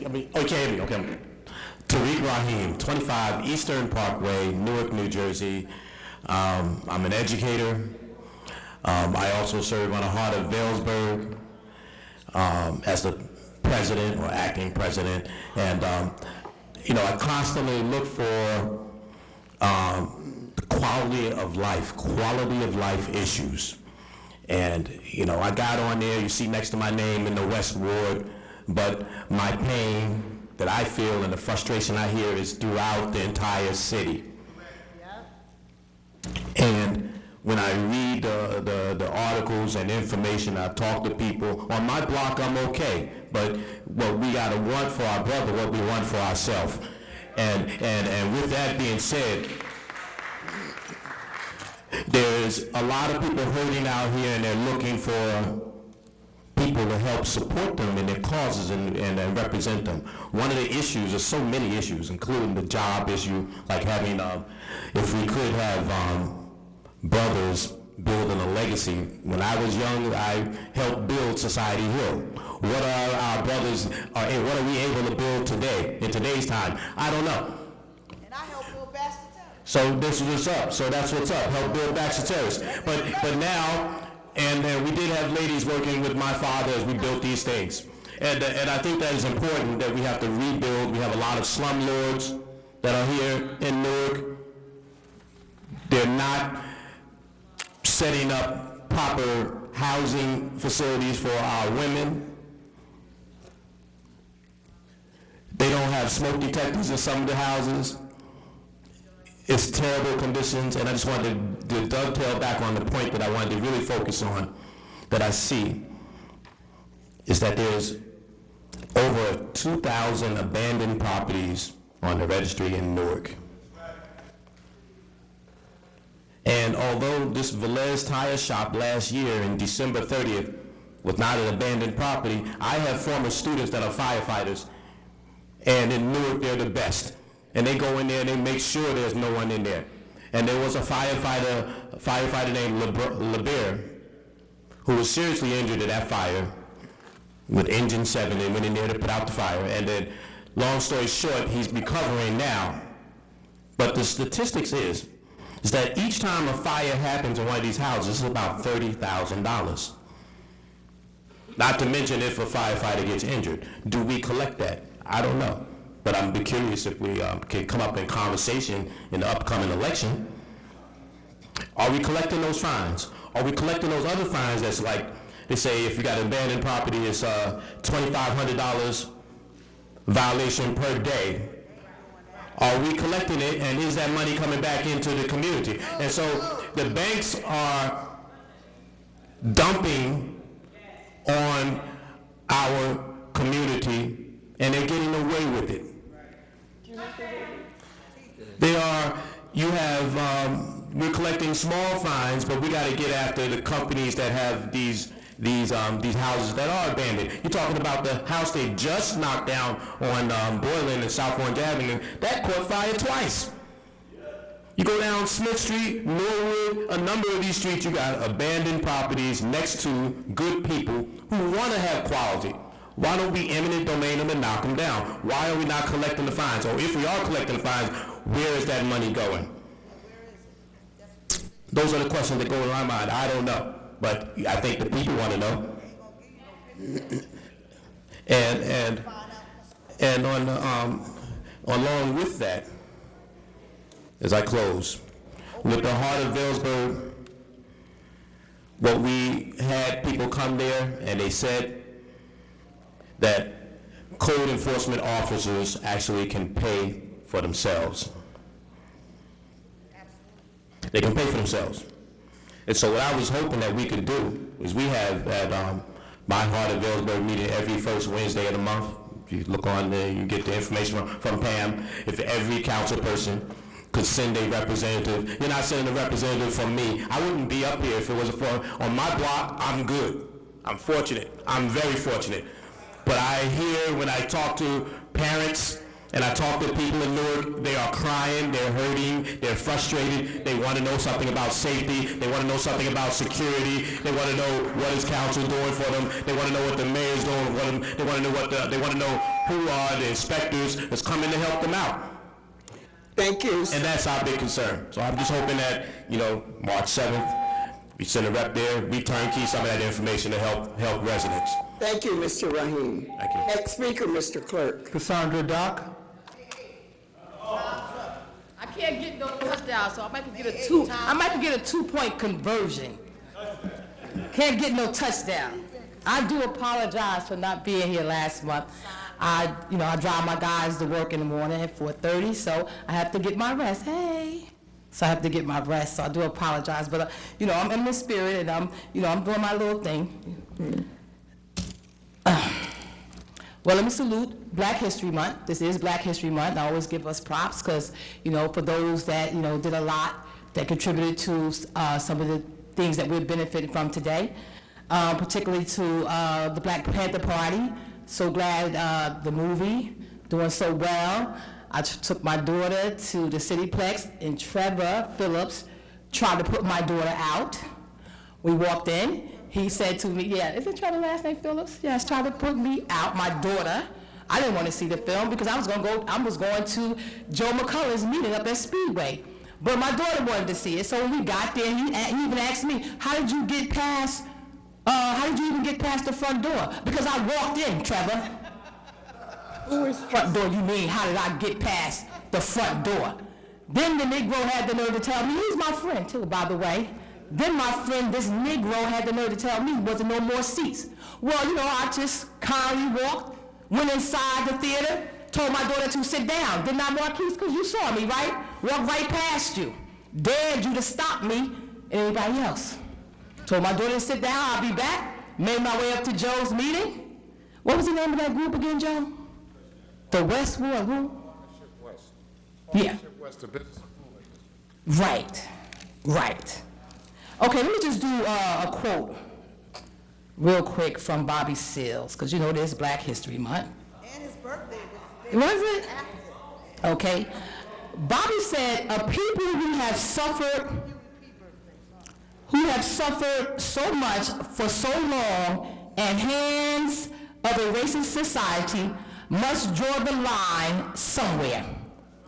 The Black communities of America must rise up as one man to halt the progression of a trend that leads inevitably to their total destruction. So let me say this, because we have an election coming up. So let me say this. Mr. Baraka, the crew obviously is split. But know this, and you do know this, thorough on every side. Every side's thorough. So let me set the tone for these debates. So when we get there, because there's a lot of people, Mr. Baraka, that support you, that's loyal to you, that love you, that I love. So I'm not going to allow your childish behavior, because you are childish, and you like to see chaos, you enjoy it. That's just why you did what you did the other day, last week. You brought Cory Booker really fast. Where we do that at? Where we do that at? No, I can't get a touchdown. I'm going to get a 2-point conversion. So let me say this. I don't even understand why people get upset when those of us that never agreed with some of the things Mrs. Baraka is doing, we didn't agree when it was Cory. So why would we agree when Mr. Baraka does it?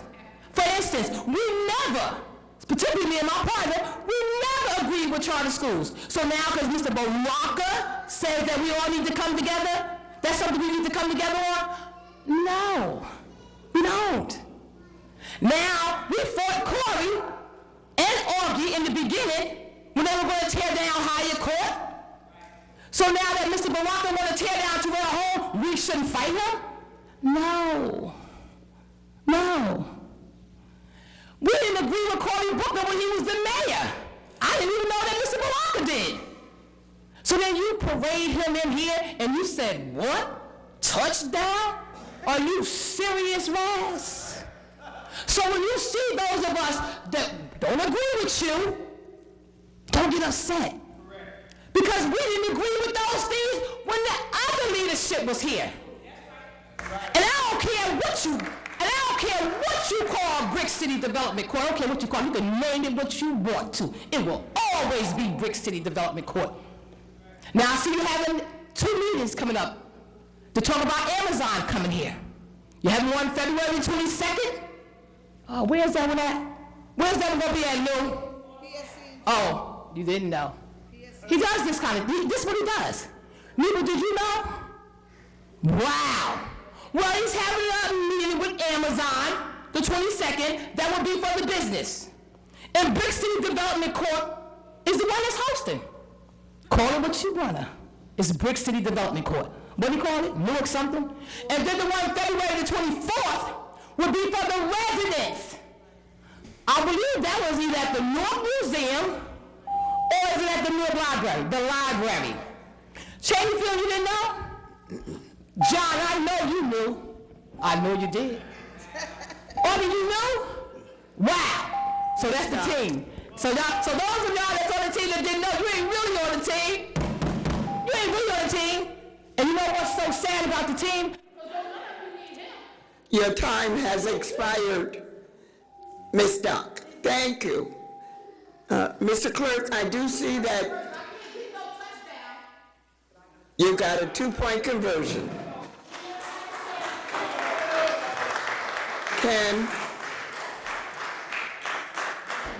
10-4 is here. 10-4 Evans.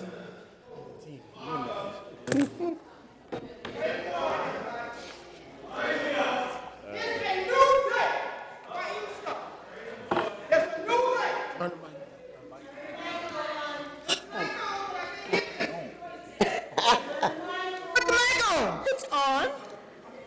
I don't know.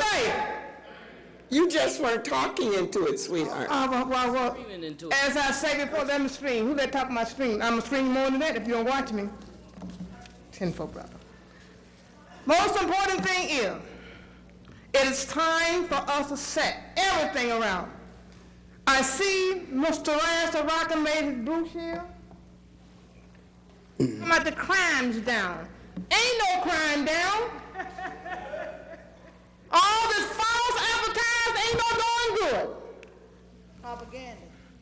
As I tell everybody, if you do something, your work will speak for itself. You don't have to print all this stuff in. Because all this stuff I see I got here, Mr. Ramo, and I'm a bunch of lies because I said it myself. You understand me? I work for a person come free, talk sensible, and then I can deal with you. But when you print all this lie, like we got 60% through, no we don't. We ain't got nothing right like we should have in the city of Newark. City of Newark is one of the largest cities, and we so far behind in everything. Now, I'll say this. They have some good working. Most of all, the chief of staff is very good. But it's not the chief of staff, it's about your leadership, which is your mayor and your councilman, who should get things done. The chief of staff, they have some good chief of staff. I cannot deny none of them. But I can deny these councils that ain't doing their job. You understand me? And that's what we're here for, to see what you're going to do and how you're going to do. If you ain't did nothing this 4 years, what I want you to come back for? Listen to me, y'all. We don't need the same people come back and ain't did it the first time. Number one, your mayor. I do not want him back. His working, the guy that working them job is very good, but he is not nothing. He walk around here, get a new car, and then can't get his feet clean. Now what is this? That's what we need, him to profile? I don't need nobody to profile from 10-4 Evans, and I'm sure my citizens don't need you to profile me either. We want you to get the work done. Not sit down, getting the work done. And the work is not being done.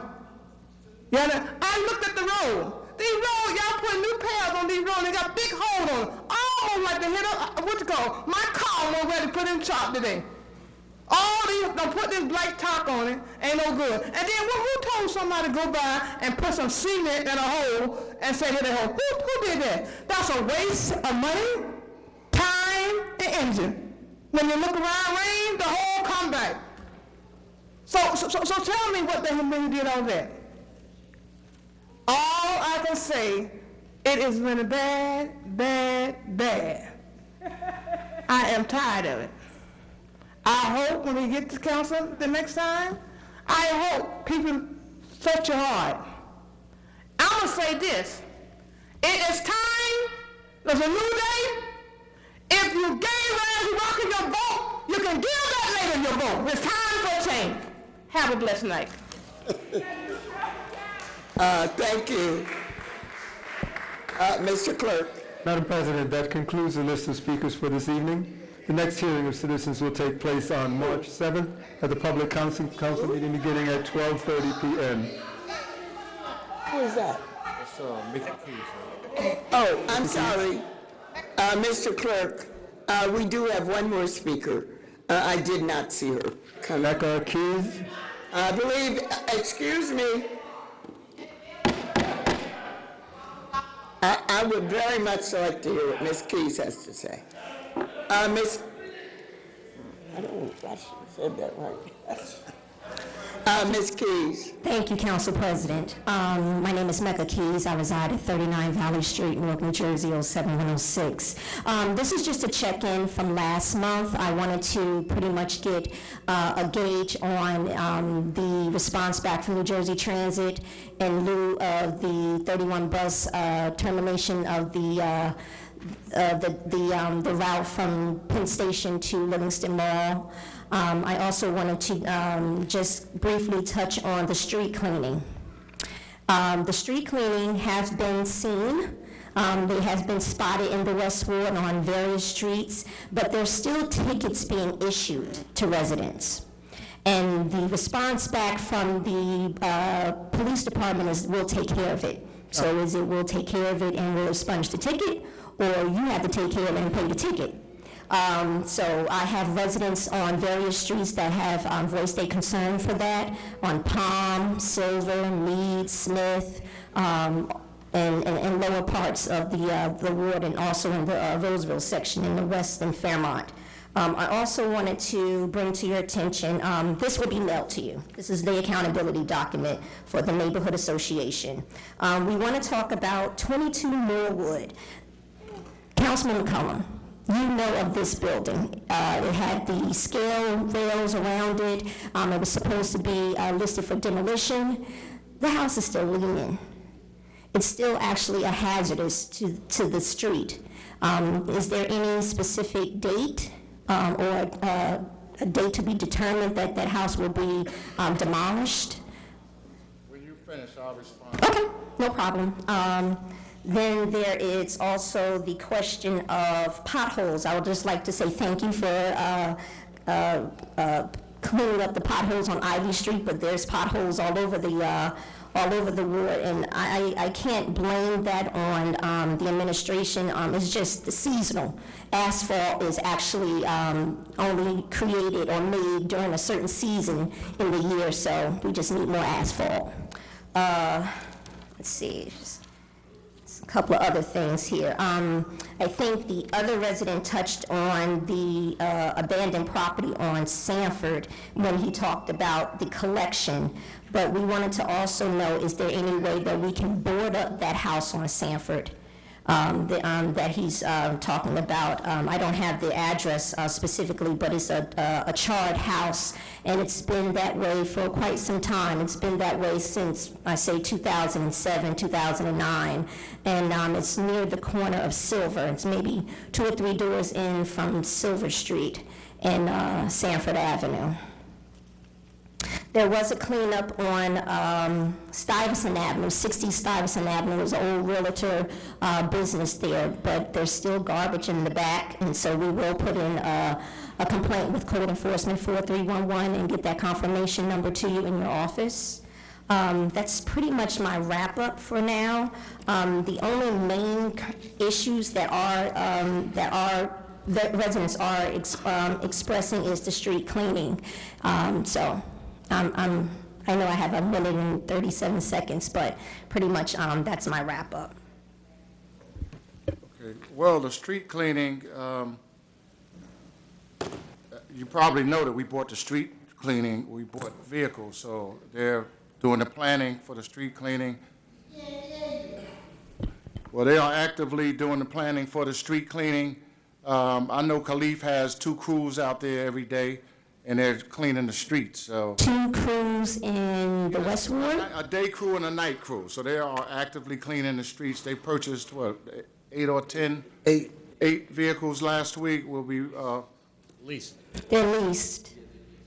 Oh, They're all leased. So, you know, they're actively, listen, I'm in touch with them every day about the street cleaning. When I know about it, I call him, and he comes out. How about They're this? developing the plan, and they're implementing the plan. How about this? This is a solution. When the street cleaners do come to the West Ward, you can notify the neighborhood associations. Ms. Keys, When you were speaking, the councilman didn't interrupt you. He allowed you to finish. Very well. I apologize. On record, I apologize. You don't have to apologize, just extend the same courtesy. Yeah, Thank you. And Khalif can answer that question better than me. He's actually the director. The potholes, Public Service is actively doing work in the West Ward. Every street that they work on, they're going to pave. I think even tonight, we have some a vote on some streets to be paved. So we're aware, we know the streets are bad.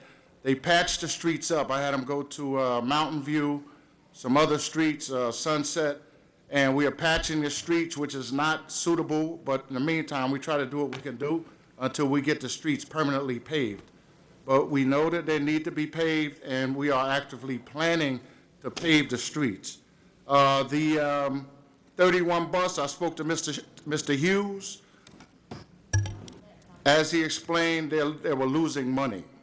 So the alternative is to try to come up with another solution, but you can't ask a company to lose $270,000 to $300,000.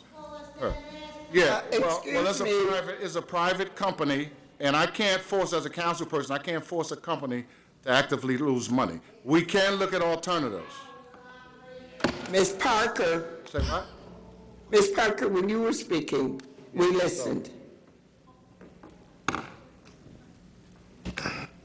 Yeah, but we will, and we will continue to look for alternatives to, we know that the residents need to get up to the St. Barnabas, that they need to get to the mall, however long the mall is open, and we have to actively come up with some solutions.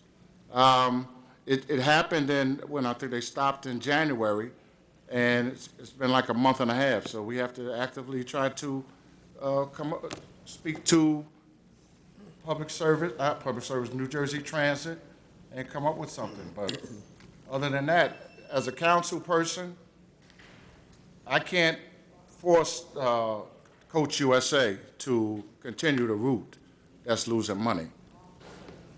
But we will look into alternatives. Thank you. Thank you. Mr. Clerk? That concludes the list of speakers for this evening. The next hearing of citizens will take place during the public council meeting of March 7, beginning at 12:30 p.m. here in the council chamber. To the regular agenda. What's her name? Munira. Ms. Mamani. You have the right to your opinion. However, you are not in the mic. Officer, I'm not going to take. The people who watch this program.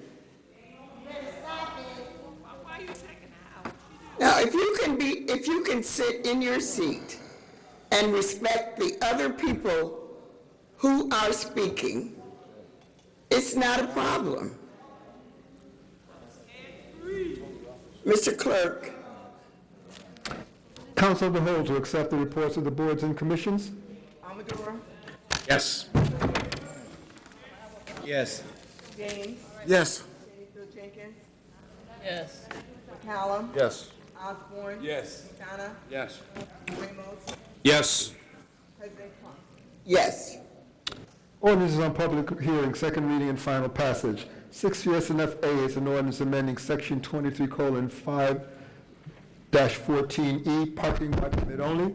This would add Ivy Street, both sides between Sanford Avenue and Stuyvesant Avenue, to the list of parking by permit only in residential areas. Is there anyone present that wishes to be heard on this ordinance? No one appearing. No one appearing. Motion to close the public hearing and adopt. Council of the Whole. Roll call, please. Amador. Yes. Gonzalez. Yes. James. Yes. Jenkins. Yes. McCallum. Yes. Osborne. Yes. McDonough. Yes. Ramos. Yes. Yes. B is an ordinance amending section 23:15-2, multi-way stop intersections. This would designate West Kenny Street and Howard Street as a multi-way stop intersection. Is there anyone present that wishes to be heard on this ordinance? No one appearing, Mr. Clerk. No one appearing. Motion to close the public hearing and adopt. Councilwoman, do you wish to sponsor? There's, Councilwoman Cheneyfield Jenkins moves. Is there a second? Second by Councilman Quintana. Amador, Yes. Gonzalez, Yes. Yes. Yes. McCallum. Yes. Osborne. Yes. Quintana. Yes. Ramos. Yes. Yes. C is an ordinance amending section 23:15-2 multi-way stop intersection. This would designate 16th Avenue and South 19th Street as a multi-way stop intersection. Is there anyone present that wishes to be heard on this ordinance?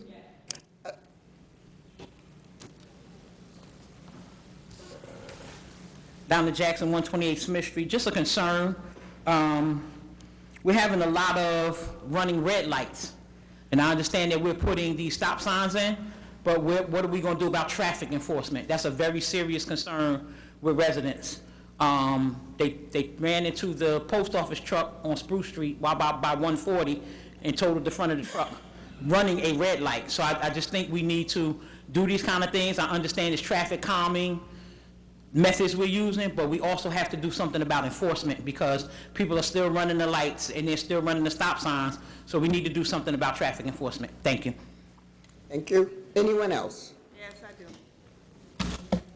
do. Yes, my name is Tenfold Evans, P.O. Box 23, 67, Newark, New Jersey. Most important thing, when we talk about this, I would like to know, when are we going to have a safety meeting? Ramo, when are we going to have a safety meeting? I'll make sure we'll let you know 10-4. No, you told me that before now. I'm going to call you the roll call. Now, if you don't have to let me know, I will blush out. That's the one thing I won't play with you. And that's what we need. We need these safety meetings to discuss with these people, to let them know what the safety is and what is going on. Is that right, Louis Cadana? You're right. Okay, thank you. No one else appearing, Mr. Clerk. No one else appearing. Motion to close the public hearing and adopt. Council of the whole? Roll call, please. Yes. Gonzalez. Yes. Yes. Yes. McCallum. Yes. Osborne. Yes. Quintana. Yes.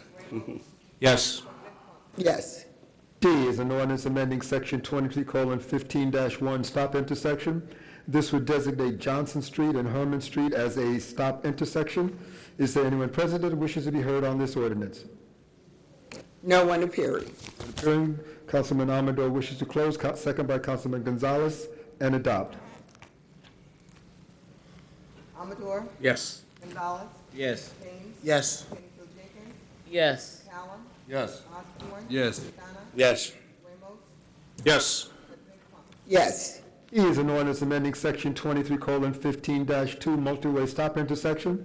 This would designate Avon Avenue and South 11th Street as a multi-way stop intersection. Is there anyone present that wishes to be heard on this ordinance? No one appearing. No one appearing. Motion to close the public hearing and adopt. Council of the whole? Amador. Yes. Gonzalez. Yes. James. Yes, sponsor. Is there a second? Second by Councilman Osborne. I'm sorry to interrupt the roll call. Jenkins. Yes. McCallum. Yes. Osborne. Yes. Quintana. Yes. Ramos. Yes. Yes. F is an ordinance to amend ordinance 6 PSNFB adopted on March 6, 2013 by expanding the Ironbound Special Improvement District. Councilman Amador wishes to table, second by Councilman Ramos. Roll call. Amador. Yes. Gonzalez. Yes. James. Yes. Cheneyfield Jenkins. Yes. McCallum. Yes. Osborne. Yes. Quintana. Yes, to table. Ramos. Yes. President Trump. Yes. G is, Madam President, is it my imagination or is your microphone now sounding louder? All our mics are Ours very low, yeah. And This ours are sounding. You can't hear the council members. We can't hear We the, can't hear you. Yeah, all our mics are a lot lower than they were at the last meeting. I don't know what kind of upgrade they did. we're getting new microphones, thank goodness. we can raise the volume. Are these the new ones? It's on you. I heard that they were coming. Well, Mr. Clerk, Choice to raise the volume for everyone's up politely. I don't know what they upgraded the system. Next item, Mr. Clerk. G is an ordinance amending ordinance 6 PSNFC adopted on January 6, 2017. This is authorizing the conveyance of real property with the New Jersey School Development Authority, modifying fees to be paid by the city for the release of certain restrictions. Is there anyone present that wishes to be heard on this ordinance? No one appears. Oh, I'm sorry.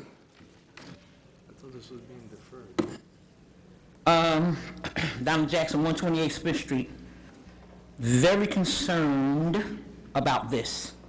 Can someone please tell me what properties we're talking about? Is this 12th Street, South Orange Avenue, 11th Street? Is this Hawthorne Avenue School property where we were supposed to build?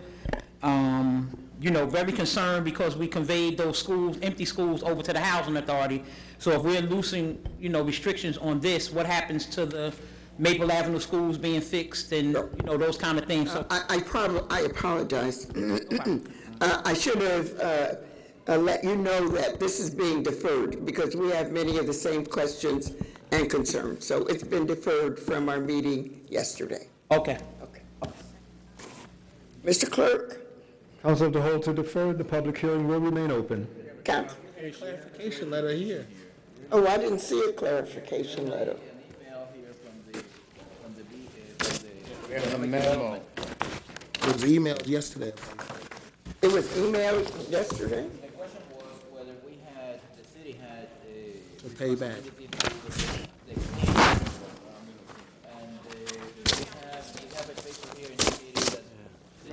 Can you turn your microphone on? You have the information. The city is transferring. Same. The city is transferring the cleaning responsibility to the developer once the agreement, the redeveloper agreement is executed. So, at this point in time, we have responsibility, but when we transfer the property over, we are transferring the responsibility to the redeveloper. For remediation. Could someone pass this to Ms. Jackson? But that wasn't her question. The question is where is the property located? I believe this is the same It's group. the West Side Heights, Madam President? Yes. It's the West Side Heights project, Donna, between South Orange and 13th Avenue and 11th and 12th Streets. Right. Oh, so that is. So it's still a whole plan being developed, what type of housing. Okay. We're trying to develop housing that'll keep professionals in the community or people that work in the city. Okay. Okay? So what about the South Ward, John? I'm Councilman Jane. What about the South Ward? What about the property adjacent to Hawthorne Avenue that was supposed to be the new University High School? Is that included in this? I'm not sure. All I can speak on is like Maple. Maple's gonna become affordable housing. Okay. That scaffolding's been up there forever. Is? That? Go ahead. The scaffolding's been up there forever. Kids have been going in and out of the building. So luckily, the new housing director got him to put up fencing to keep the kids out, clean up the property, and now we're looking at development. No, well, I'm not talking about Maple Ave. I'm talking about Hawthorne Avenue School. You know those two lots next to Hawthorne Avenue School? That whole thing was supposed to be the new University High School. You mean- And the property Joe's talking about, excuse the first names, but we family, that Joe's talking about was supposed to be the new West Side. So You mean where they have the garden now? right, is there a new plan though for the Not to site my on knowledge. Hawthorne Avenue? Okay. Madam President, could I? We'll let you know. Yes, Councilman Reynolds. Donna brings up a good issue, and what I like about what's happening in the West Ward is you're well aware, like I am, about 20 some odd years ago, the state came in, purchased a lot of privately owned property around the city with the intention of expanding and building new schools. And we know that a lot of that did not happen. And meanwhile, I point to Ridge Street School as an example. You purchased and demolished about 13 homes in that particular area, which happens to be a historic district. And today, those lots remain empty. And this doesn't cover those properties, but it sets a precedent where there are opportunities now for the city to enter into an agreement with the state to possibly recoup those properties and enter into some kind of redevelopment agreement that has some kind of school purpose, but at the same time could be a mixed development. So, I'm already in conversations with the economic development people on the city side to see if we look at Ridge Street as a next pilot for something like this. Because we know that they don't have realistic plans to expand Ridge Street, and the enrollment doesn't support it. But meanwhile, we've got a lot of empty lots around that school, which is prime real estate in the ward, and people have expressed interest over the years in redeveloping it, but the problem is the state controls ownership and has restricted any kind of development use. Thank you. Mr. Clerk.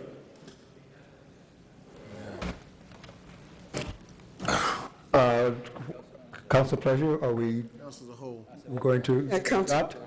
To adopt. To adopt. Let me thank my council colleagues. I did not have a chance to look at my emails. Yeah, I'll sponsor that. All right. Thank you. Yeah. Joe's Yeah.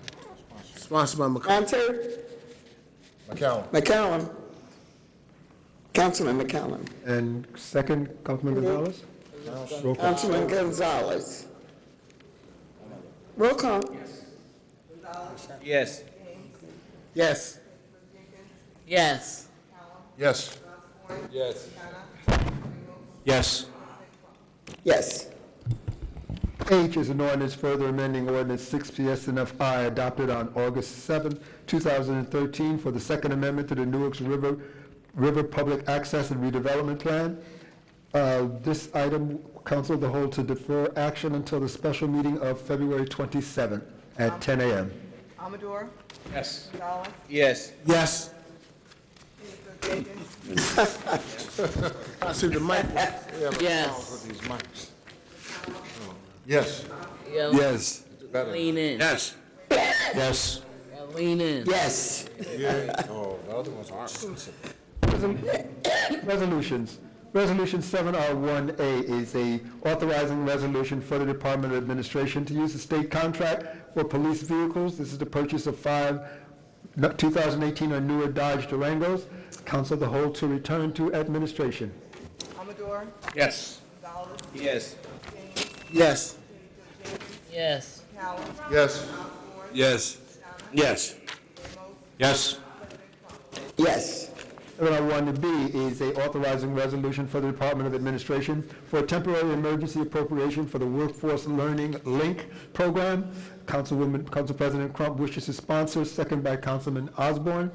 C is a authorizing resolution for the Department of Administration for a temporary emergency appropriation for street resurfacing various streets. And the D is a ratifying authorizing resolution for the Department of Administration for a temporary emergency appropriation to support the ongoing fire safety education program in the city of Newark, through 7R1D. Council of the Whole with the exception of B, which has sponsors. Roll call. Yes. Gonzalez? Yes. James? Yes. Jenkins? Yes. Callum? Yes. Osborne? Yes. Yes. Ramos? Yes. President Trump? Yes. 7R2A is a authorizing resolution for the Department of Economic and Housing Development declaring an area in need of redevelopment. Councilman Amador wishes to move, second by Councilman Osborne. Roll call. Thank you. Yes. Gonzalez? Yes. James? Yes. Jenkins? Yes. Callum? Yes. Osborne? Yes. Yes. Yes. Yes. 7R3A is an authorizing resolution for the Department of Engineering designating and deleting a bus stop. Councilman Amador wishes to move, second by Councilman Quintana. Roll call. Amador? Yes. Gonzalez? Yes. James? Yes. Jenkins? Yes. McCallum? Yes. Osborne? Yes. Quintana? Yes. Ramos? Yes. President Trump? Yes. 7R4A is a ratifying authorizing resolution for the Department of Finance to use the state contract for Procedures Financial Improvements Consulting Service. Council of the Whole? Roll call. Amador? Yes. Gonzalez? Yes. James? Yes. Jenkins? Yes. McCallum? Yes. Osborne? Yes. Quintana? Yes. Ramos? Yes. Yes. 7R6A is a authorizing resolution for the Department of Law for settlement of workers' compensation claim. B is a authorizing resolution for the Department of Law for settlement of a labor matter. C is a authorizing resolution for the Department of Law for settlement of civil litigation. Through 7R6C, Council of the Whole to adopt. Roll call, please. Yes.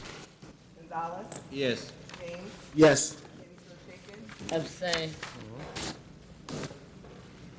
McCallum, Yes. Osborne, Yes. Yes. Yes. President Crump. Yes. Madam President? Yes, Councilwoman. The reason why I abstained on these particular settlements was because I wasn't here Right. when the discussion took place for the details of the settlements. I'm sure Corporation Counsel would, she already, she said the reason, she was just I was just explaining. explaining to the audience why I abstained on the settlements was because I wasn't here to hear the details of the settlement. Next item. 7R6D is a authorizing resolution for the Department of Law for settlement of a labor appeal. Council of the whole to defer action to the special meeting of February 27th. Roll call to defer. Amador, Yes. Gonzalez, Yes. James, Yes. Yes. McCallum, Yes. Yes. Yes. Yes. Yes. 7R8A is a authorizing resolution for the Office of Municipal Council City Clerk for a ceremonial street dedication. B, Second that. I didn't even know she had. B is various expressions of profound sorrow and regret. C are various recognizing and commending resolutions. And on the added starter page, let's do those, it's also, D is a ratifying authorizing resolution for the Office of Municipal Council City Clerk for a professional services contract to provide the 2017 statutory auditor services. And 7R8E is a authorizing resolution for the Office of Municipal Council City Clerk for a hold harmless and indemnification agreement for an interfaith prayer vigil. Through 7R8E, Council of the Whole to adopt. Roll call, Mr. Clerk. Amador, Yes. Yes. Yes. Yes. Yes. Osborne, Yes. Yes. Yes. Yes. On communications, 8A is an ordinance amending the general ordinance of the City of Newark, New Jersey, and supplement by Title II Administration, Chapter 24, Personnel Practices and Policies, to adopt a new Article 12 entitled Anti-Sexual Harassment Policy. Councilwoman Gail Cheney-Field Jenkins wishes to move Second. to advance to first reading. Amador, Yes. Gonzalez, Yes. James, Yes. Yes. McCallum, Yes. Osborne, Yes. Yes. Yes. Yes. Madam President, Yes, I just Councilwoman. want to thank, once again, the Corporation Council, the Department of Personnel, and Kathleen, the Deputy Clerk, for advancing and working and tweaking on this particular piece of legislation. I had the opportunity to further have correspondence and conversation with the Corporation Council during the meeting. There are some changes that the intent is not being expressed, and we will, I thank my council colleagues for advancing it from communication just to first reading, and as I stated, we'll have it corrected by the March meeting, the first meeting in March, so that it can move from first reading, communications to first reading to second reading, and not be memorialized until the night meeting of March. Actually, that's inappropriate. Oh, and Council President just said that's an appropriate time because it's actually Women's It's History actually Month. Women's History. And thank you, Council President, for presenting the information that you provided to the clerk's office about Passaic Valley. Passaic Valley. I did. Oh, you did? I Oh, did. the Councilman. Both of us Thank did. both of the representative commissioners from Passaic Valley for giving us information and procedures that another governmental agency has We did for both there. sexual harassment. Mr. Clerk? Madam President, I think the Corporation Council is going to elaborate some more. Is it necessary? Yes. Good evening, Kenyatta Stewart, City of Newark Law Department. So I had an opportunity to speak with the mayor in reference to the proposed ordinance. Of course, the mayor has always been supportive of folk who have, been the victim of sexual harassment and things of that nature. Of course, I know that the mayor and the council members do not tolerate and will not tolerate any acts of that at all.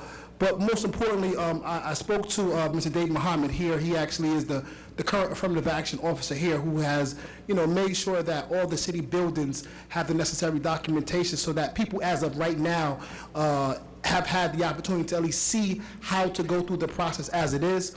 Recognizing that the mayor is also in support of the proposed ordinance and actually indicated that he wants to add some additional protections to the ordinance. For example, he wants to make sure that the folk who are among this committee are properly trained so that they can do the necessary responsibilities that we're asking. The mayor also has asked that we make sure that the folk to be protected by the ordinance include residents. As it speaks now, we're talking about, employees and things of that nature, but, we had a chance to talk about if a resident walks into City Hall or if a resident walks into one of the municipal buildings and suffers some type of sexual harassment incident, and they want to make an allegation, we want to make sure that they are protected as well. I think that's completely necessary in this situation, recognizing that, that can happen as fast as it can happen to an employee. We want to make sure that we have signage to speak to, the different options that we have, which will be this committee and affirmative action. And again, the city of Newark has, by law, have to follow the requirements of EEOC, regardless if we did this or not. And that's why the mayor indicates that he wants to make sure that we have the signage to show folk, and that's residents who work for the city or not. Thank you. Thank you. Can I ask you a question? Sure. Because, excuse me, when did you have that conversation? We're just texting and talking throughout the day. Okay, because when you and I were in the back room there, you didn't even mention that. Okay. Well, and the reason why I'm saying that, Kenyatta, is because, in good faith, sure, I have allowed this process to go through, and I said we're not trying to politicize this, okay? Sure. So are you now saying that we're adding all residents of the city of Newark to this process for sexual harassment? Be important, yes. Okay. That's extremely important. I understand this is extremely important.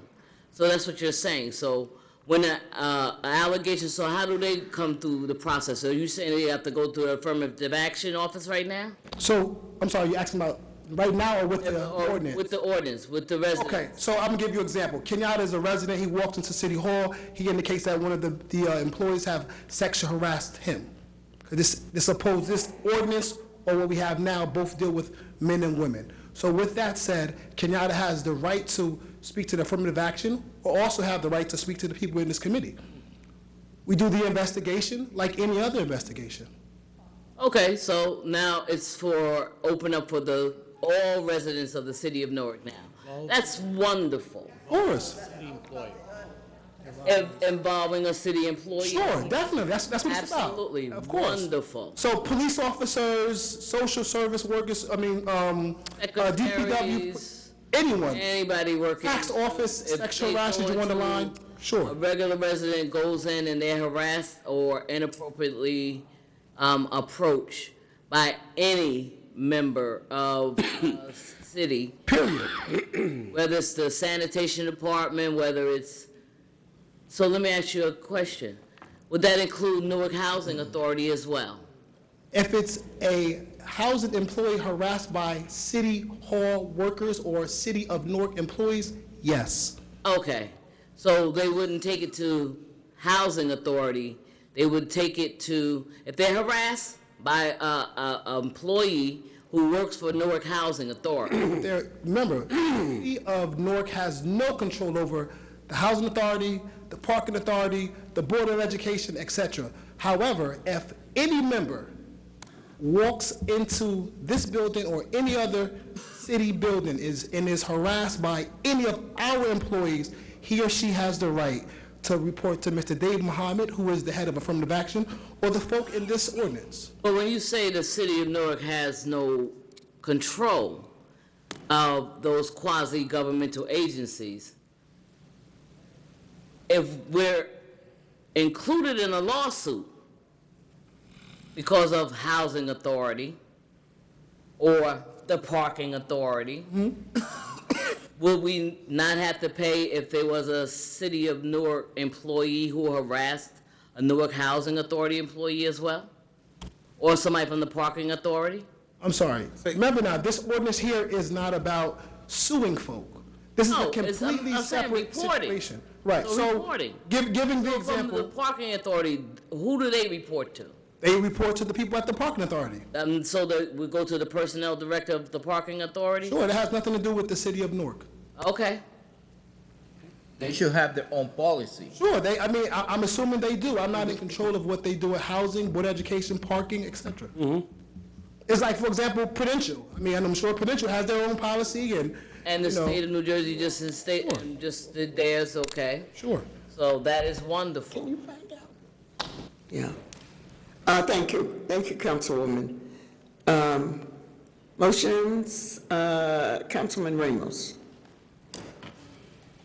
Thank you, Madam President. I just want to put out a few motions. I know there was some complaints about the issue with potholes, and, I share that frustration. I drive a really small Ford Fusion, and I had a situation where my tire got busted last week on First Street from the Garden Spires, and I have contacted the administrator's office for a few weeks regarding this issue, and I think part of the challenge is that the city during winter months depends on the in-house crew to address, the pothole situation. And we were able to get an agreement through the BA this morning that for this immediate period, they're going to actually engage an outside vendor, this pothole killer that the city's used in the past to help address, the potholes, especially since, we've had some pretty mild weather lately. And I really believe that moving forward, that should be part of the strategy during these winter months,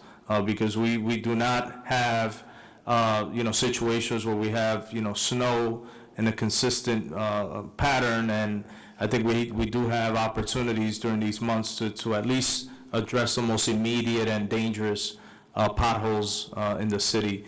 Last Thursday, I had the opportunity to meet up with one of the city's street sweepers on Mount Prospect, and just had a brief conversation with the driver. I want to thank Mr. Sneed. My office reached out, and they were able to identify the location where the driver was, and the technology on the machine I think is impressive, but at the same time there is a very long learning curve, because Ajana was doing this for a number of years. There's some signage problems that the city has as it relates to parking restrictions, which really needs to be changed, and the Department of Engineering needs to do an assessment on alternate side parking restrictions, because it makes it very difficult for the sweepers to do their job if there's conflicting limitation of parking restrictions on alternate sides.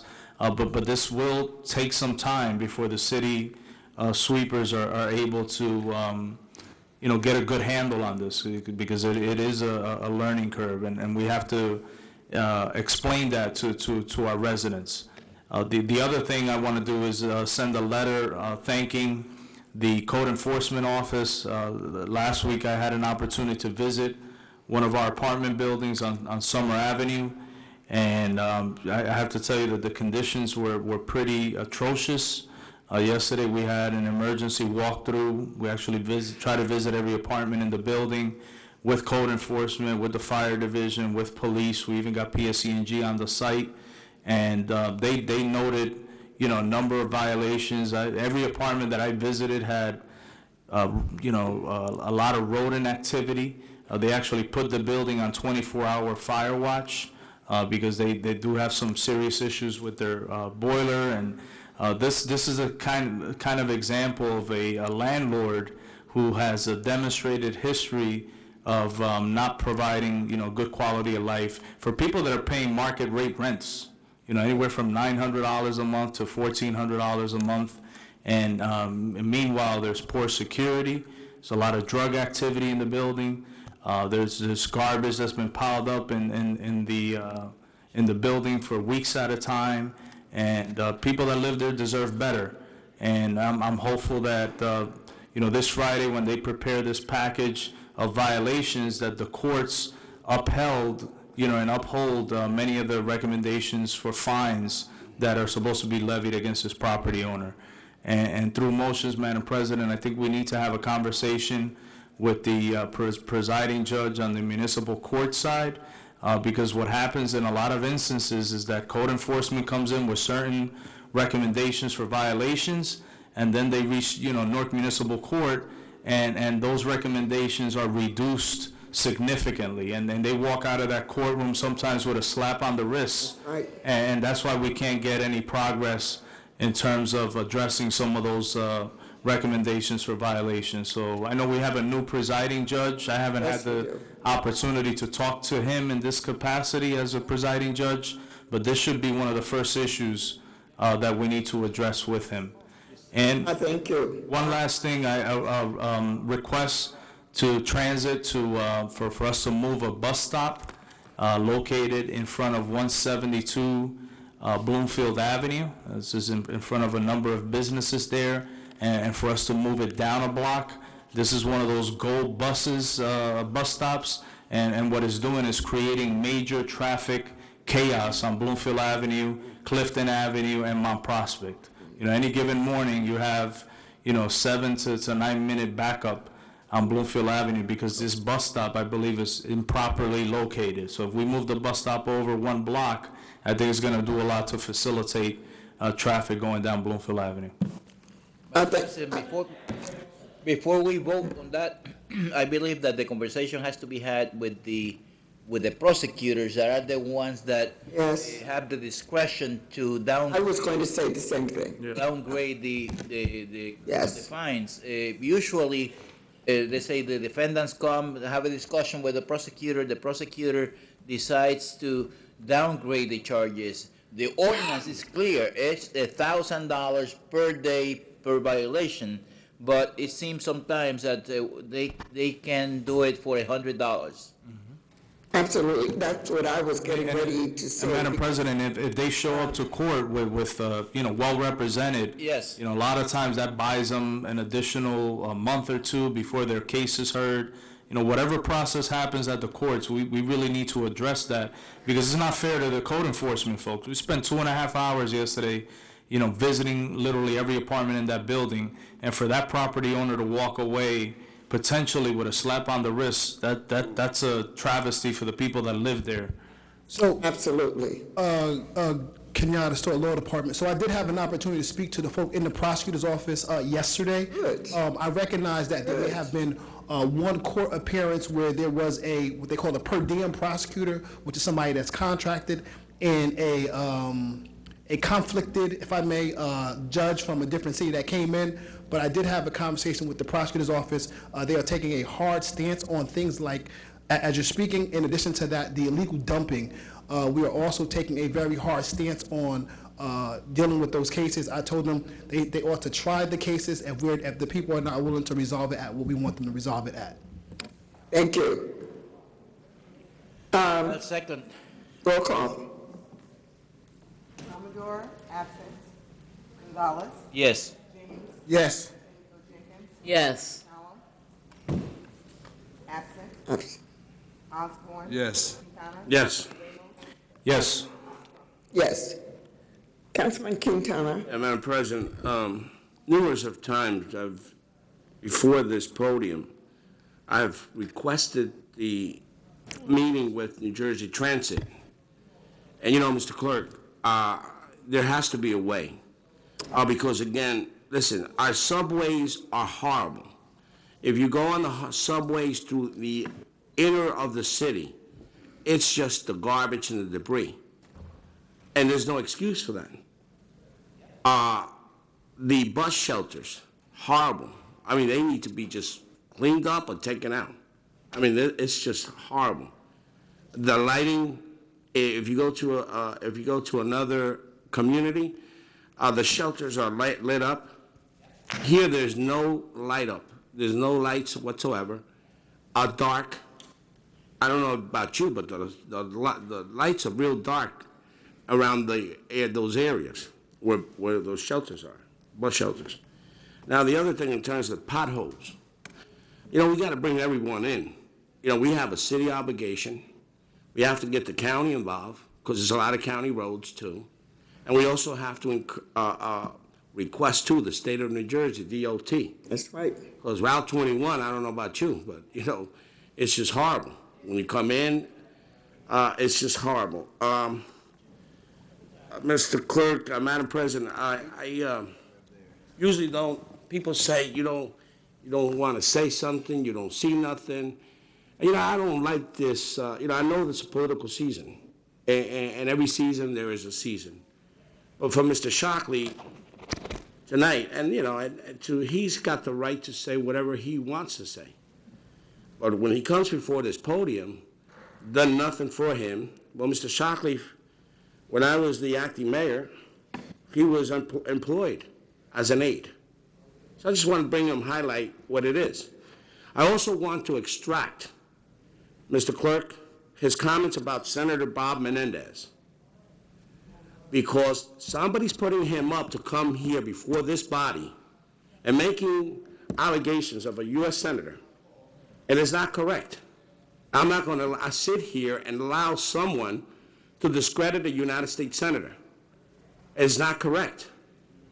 Because somebody maybe didn't get what they wanted. They sent Mr. Shockley here to come and downgrade a U.S. senator and calling him all kinds of names, all kinds of things. And I'm not going to sit here anymore. And if we're going to draw the line tonight, we'll draw the line. If you want to make it political, then, you know, after you speak, then we're going to talk about where you've been. Because it's not about no more taking shots. I'm not going to sit here and take shots from no one anymore. Yes, I keep a sign because I'm here to do the business of the city. And I am going to do the business of the city. When the people come in my office and they need help, I'm there for them. I'm just not just a councilman that's going to come here to grandstand or do anything as such. But I'm not going to allow anyone to take a shot and not let myself correct the person. Mr. Shockley was hired September of 2013 by this person here. So for him to say I didn't see nothing, I didn't do nothing, well, let me tell you something. He can say whatever he wants, but I want to put that on the record, and I want to extract every single thing he said about the United States Senator. I am not going to allow no one on this body, you wouldn't like somebody to discredit your credibility. And I'm not going to allow him or the people who brought him or who put him up to this kind of task to discredit a United States Senator who's been helpful to Newark, who's been a champion, and who has been a friend. I'm not going to accept that. I'm going to second your motion. Roll call. Yes. James? Yes. Yes. Osborne? Yes. Yes. Yes. Yes. Councilman Osborne. No motions. Councilman McCallum. I only have one. I want to thank the merchants and the residents who came out last week for the Partnership West meeting at Speedway. We had a great meeting. We're on the way. We'll be having more meetings. It's about quality of life in the ward. We're going to be looking to hire people to do some work, sweeping and doing different things with the Business Improvement District. So we'll be giving out more information as we move along. Thanks. Second. Roll call.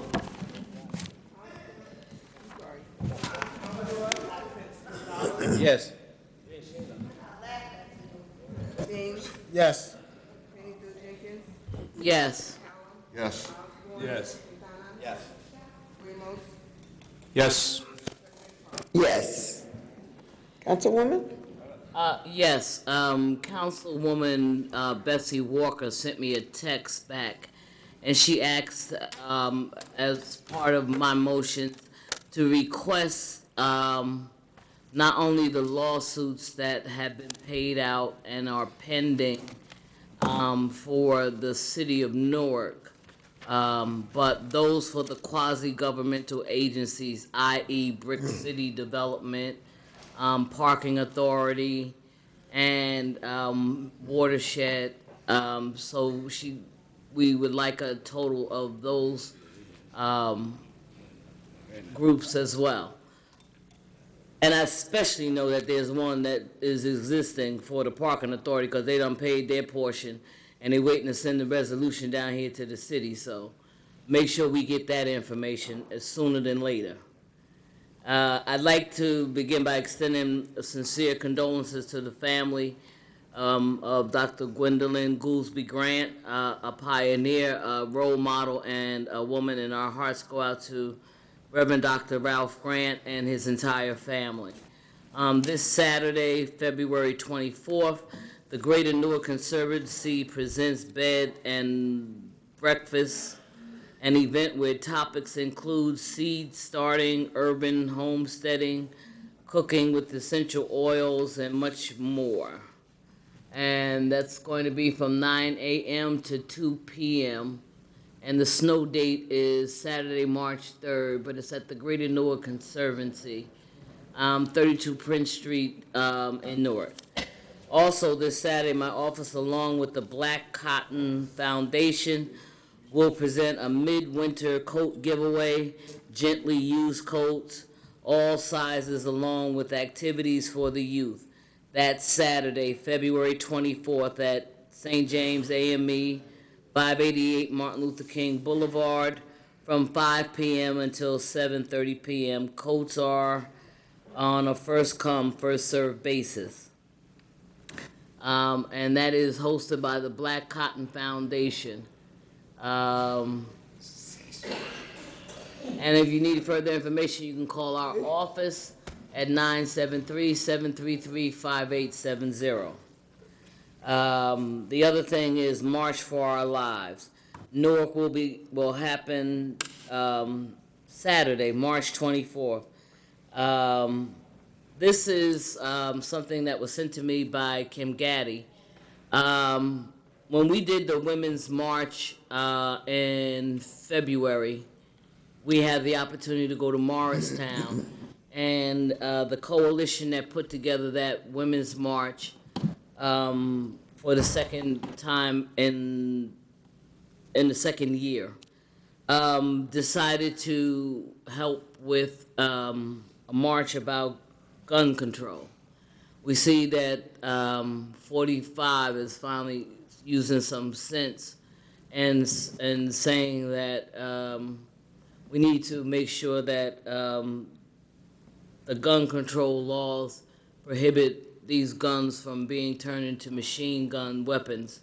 And I am happy to see that there are people who are planning prayer vigils and bringing attention to the issue that we have to have, especially because gun violence happens in our communities at a disproportionate rate. So as we're working on this information, I was so proud to get a chance to glance at the television briefly today and see the young people marching in the streets of down in Florida. Absolutely. But we understand it's happening in our communities. So I applaud Kim Gaddy for convincing these organizers, and we'll be reaching out to people like Dr. Akil, who was Moms Against Guns, and other organizations to be a part of this, because it is something that is not, that hasn't impacted every family in this city or this state. So for additional information, please contact my office at 973-733-5870. The other thing is, I'd like to say that I am so glad that the mayor is signing on his name in support for the sexual harassment ordinance. And that he's willing to put his name to it being stopped in the city. And hopefully now his Facebook friends will go on and stop saying that Gail Cheneyfield Jenkins is doing this for political reasons. So now, since the mayor has signed on, maybe you women will now sign on and understand that when a woman puts her name out there, or a man, to say that they've been sexually harassed, that to go through that is something that is extremely personal and extremely painful. So for those of you who feel that it was being done for political reasons, now the political reason you can do it is because your mayor is saying it's okay for you to move and support other people. Councilman Gonzalez just showed me article From the New York Times. from the New York Times, and it's talking about a high-ranking Ford executive who had to step down because of bad behavior and sexual harassment allegations. I find it interesting that the sexual harassment allegations that have gone through not only the entertainment world, the sports, even to the food service industry, where you had Chef Mario Battaglia had to come off of the Chew show. And it's gone to the halls of the Senate and the Congress. It's even gone to the Supreme Court. And even in New Jersey, Senator Weinberg and someone else, I can't think of the other senator's name, who offered up legislation. And it's a piece of legislation that is long overdue. And as Council President Crump and Councilman Quintana showed me the legislation that was done at Passaic Valley to stop this type of behavior and harassment. So I'm so glad to see that the mayor has joined on board of this legislation. It's groundbreaking, it's necessary, and now all of you women and men who felt that this was political can feel free to support those folks who come forward and show their courage and show that this is unacceptable behavior from anyone. Everyone has to adhere to the law, and no one is above the law. Thank you very much. Second? Roll call. Yes. Yes.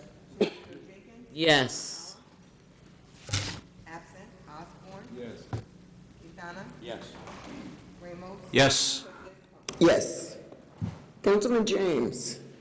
I'd like to also give my words of sorrow and regret to the Grant family.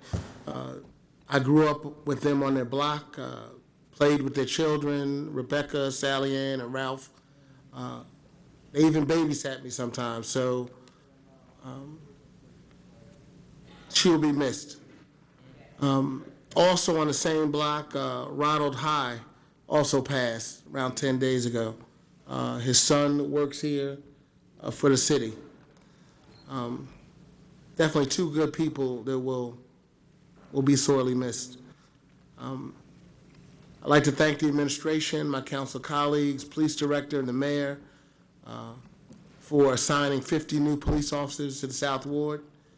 They just came on board last week. How you get so many? I heard that. You got more buildings in the Central. I need more. I'd like to thank Clearview Baptist Church, led by Pastor Curtis W. Bell Jr., for holding a health seminar with Beth Israel Hospital, talking about proper eating habits, dieting, diabetes, and other physical situations. I'd like to thank the council members at large for our Valentine's Day lunch we had at 100 Ludlow Street and 46 Evergreen. The residents definitely enjoyed it. Tomorrow, we're going to have Career and Celebrity Read Day at Hawthorne Avenue School and Chancellor Annex. There's a K-Heart Get Fit program that's going to be Sunday, February 25th, and kids are encouraged. They have to do certain types of fitness to earn certain types of points, and with those points, this agency has partnered with Nike, and they're going to be able to get shoes and sneakers and other items from the store. On February 27th, at 9 a.m., the mayor and My Brother's Keepers hosting an opportunity summit for young men ages 16 to 29 at the Prudential Center. There's going to be a Solomon debate on March 1st. It's a debate between high school students talking about police, should they live in a community that they police. That's going to be at the City Hall Rotunda from 4:30 to 6:30 p.m.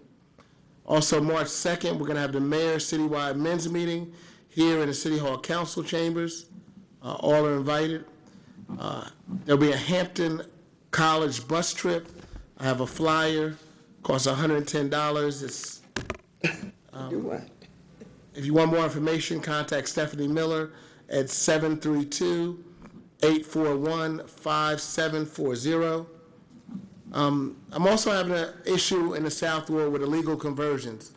A lot of the houses are large, and we have slumlords, I would say, who are illegally coming in, converting living rooms into bedrooms. It's a health hazard, it's a safety hazard. We had one raided this weekend, and you know, when you chop it up into rooms, there are no longer two exits to get out. It's overcrowded, and ultimately you're letting this landlord get away with a huge profit because most of it's payment in cash and not reported. On the other issue of slumlords, well, housing situations. The mayor hosted a forum at Shalom Clemente Towers, 75 Clinton Avenue, for a new company which is coming in and buying all of the old Fox properties, 13 buildings, and they're going to do major renovations. So we had some of the tenants there, try to let them know about the process. Some of it's going to be relocated. Some of it can be done while they still live in a unit, but they may have to be out for 4 to 8 hours.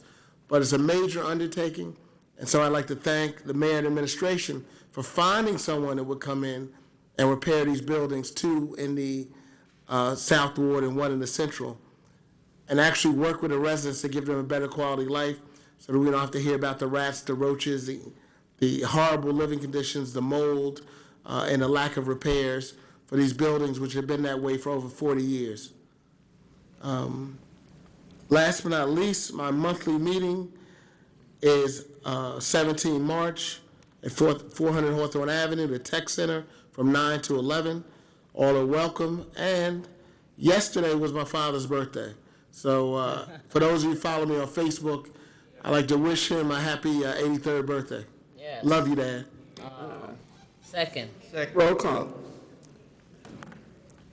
Gonzalez, Yes. James, Yes. Kenny Jenkins, Yes. Yes. Yes. Quintana, Yes. Ramos, Yes. Yes, Councilman Sorry, Gonzalez. just before you go, can I just add on to one more South Water?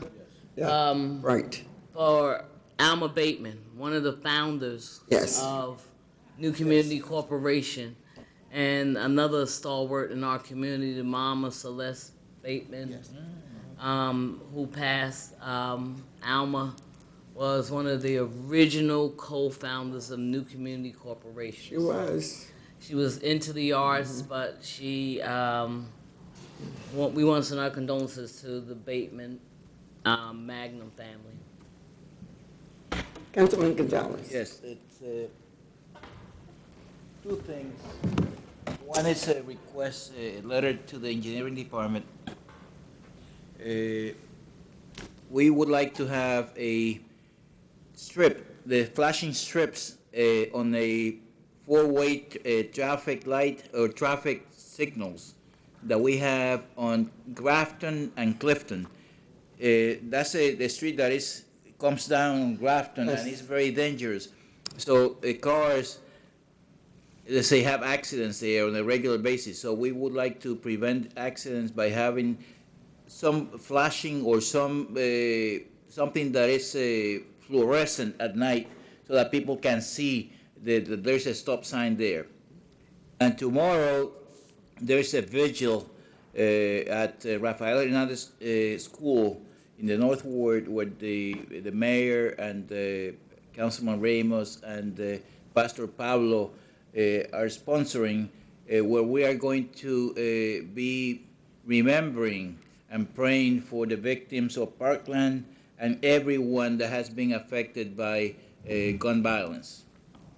That's it. Second. That's it. Roll call. Ms. Jackson, don't leave. Oh, you're just moving? Okay. Yes. Yes. Callum, Yes. Osborne. Yes. Quintana. Yes. Ramos. Yes. President Trump. Yes. I have to add my words of sorrow and regret to the passing of Mother Bateman. She is one of the persons who helped mold and shape me. She will certainly be missed. Of course, and I'll use this term advisedly, to the Honorable Reverend Dr. Gwendolyn Goldsby Grant, to her family. I have, someone gave me, not someone, Kitty Taylor, many years gave me a copy of a newspaper called The Club World. Now, only those of us, are you really? For those of us who are old enough to remember Club World, it chronicled the social life in Newark. And the other day when I was cleaning my house, I found this particular magazine. So I invite anybody, there's George Branch, there is Ralph, everybody, Hank Martinez, people who served prior to our coming. You should see your father, John. He was cute in those days. So, and Councilman, huh? You trying to say he looks like now? No, I said he was cute then. He's handsome. The difference is he's handsome now. But he was cute then. Councilman Quintana was cute. There are pictures of us. So I have this in my office. And for Newarkers who want to know and to review the history, because we do have a very rich history, please stop by my office when you're in City Hall. And I'll be able to share some of that information with you. On the first page of the Club World magazine was the announcement of Gwendolyn Goldsby Grant's impending marriage to Dr. Ralph Grant. And I'm going to take that and share that with him. Also, the Municipal Council will be celebrating Black History Month. Our program is on Monday, 5:30 to 8:30. Each council member is selecting a person of their choice. And John, Councilman, I think your choice is excellent, and I'll share with you who mine is. And so this is, while it's for, targeted for seniors, everyone is invited. It will be held in the Rotunda, thanks to the city clerk's office, and there will be collation following it. And I want to thank all my, especially Councilwoman Cheneyfield Jenkins. She was the first person to step forward, because we're paying for the dinner that will follow. Who? I heard that. So often we forget. So, 3 emails. So often we forget to say thank you to the public servants who run to danger while we run from it. On our street, a senior citizen, her house was broken into, semi-invalid. They stole water heaters, and it was just a grand mess. And so I want to thank Captain Broomer and the police department from the South Ward, the water department. They just were so phenomenal, and the fire department. And so, so often we don't give them their props, and I want to give them on today. It was just an incredible thing to watch. As Assemblywoman Cleo Tucker and I watched them step in, take over, and do what is absolutely what should be done for our city. That's it. Second. Roll call, Mr. Clerk. Yes. Abstain. Yes, and he's still cute. I know, he's handsome. Yes. Yes. Yes. Yes. Yes. Oh, can we wish 10-4 a happy birthday? 10-4 Evans, happy birthday. 102 years old. To you. 102. Happy birthday to you. Happy birthday, dear 10-4. Roll call. Happy birthday to you. How old are you? I'll be 66. All right. I think. All right. You're looking good. Roll call, Mr. Clerk, for this. Adjourn. Yes. Yes. Yes. Yes. Yes.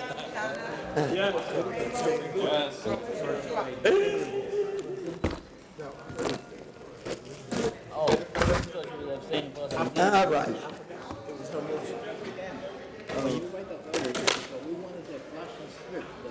Find your charge. They put them, stop signs. They put like a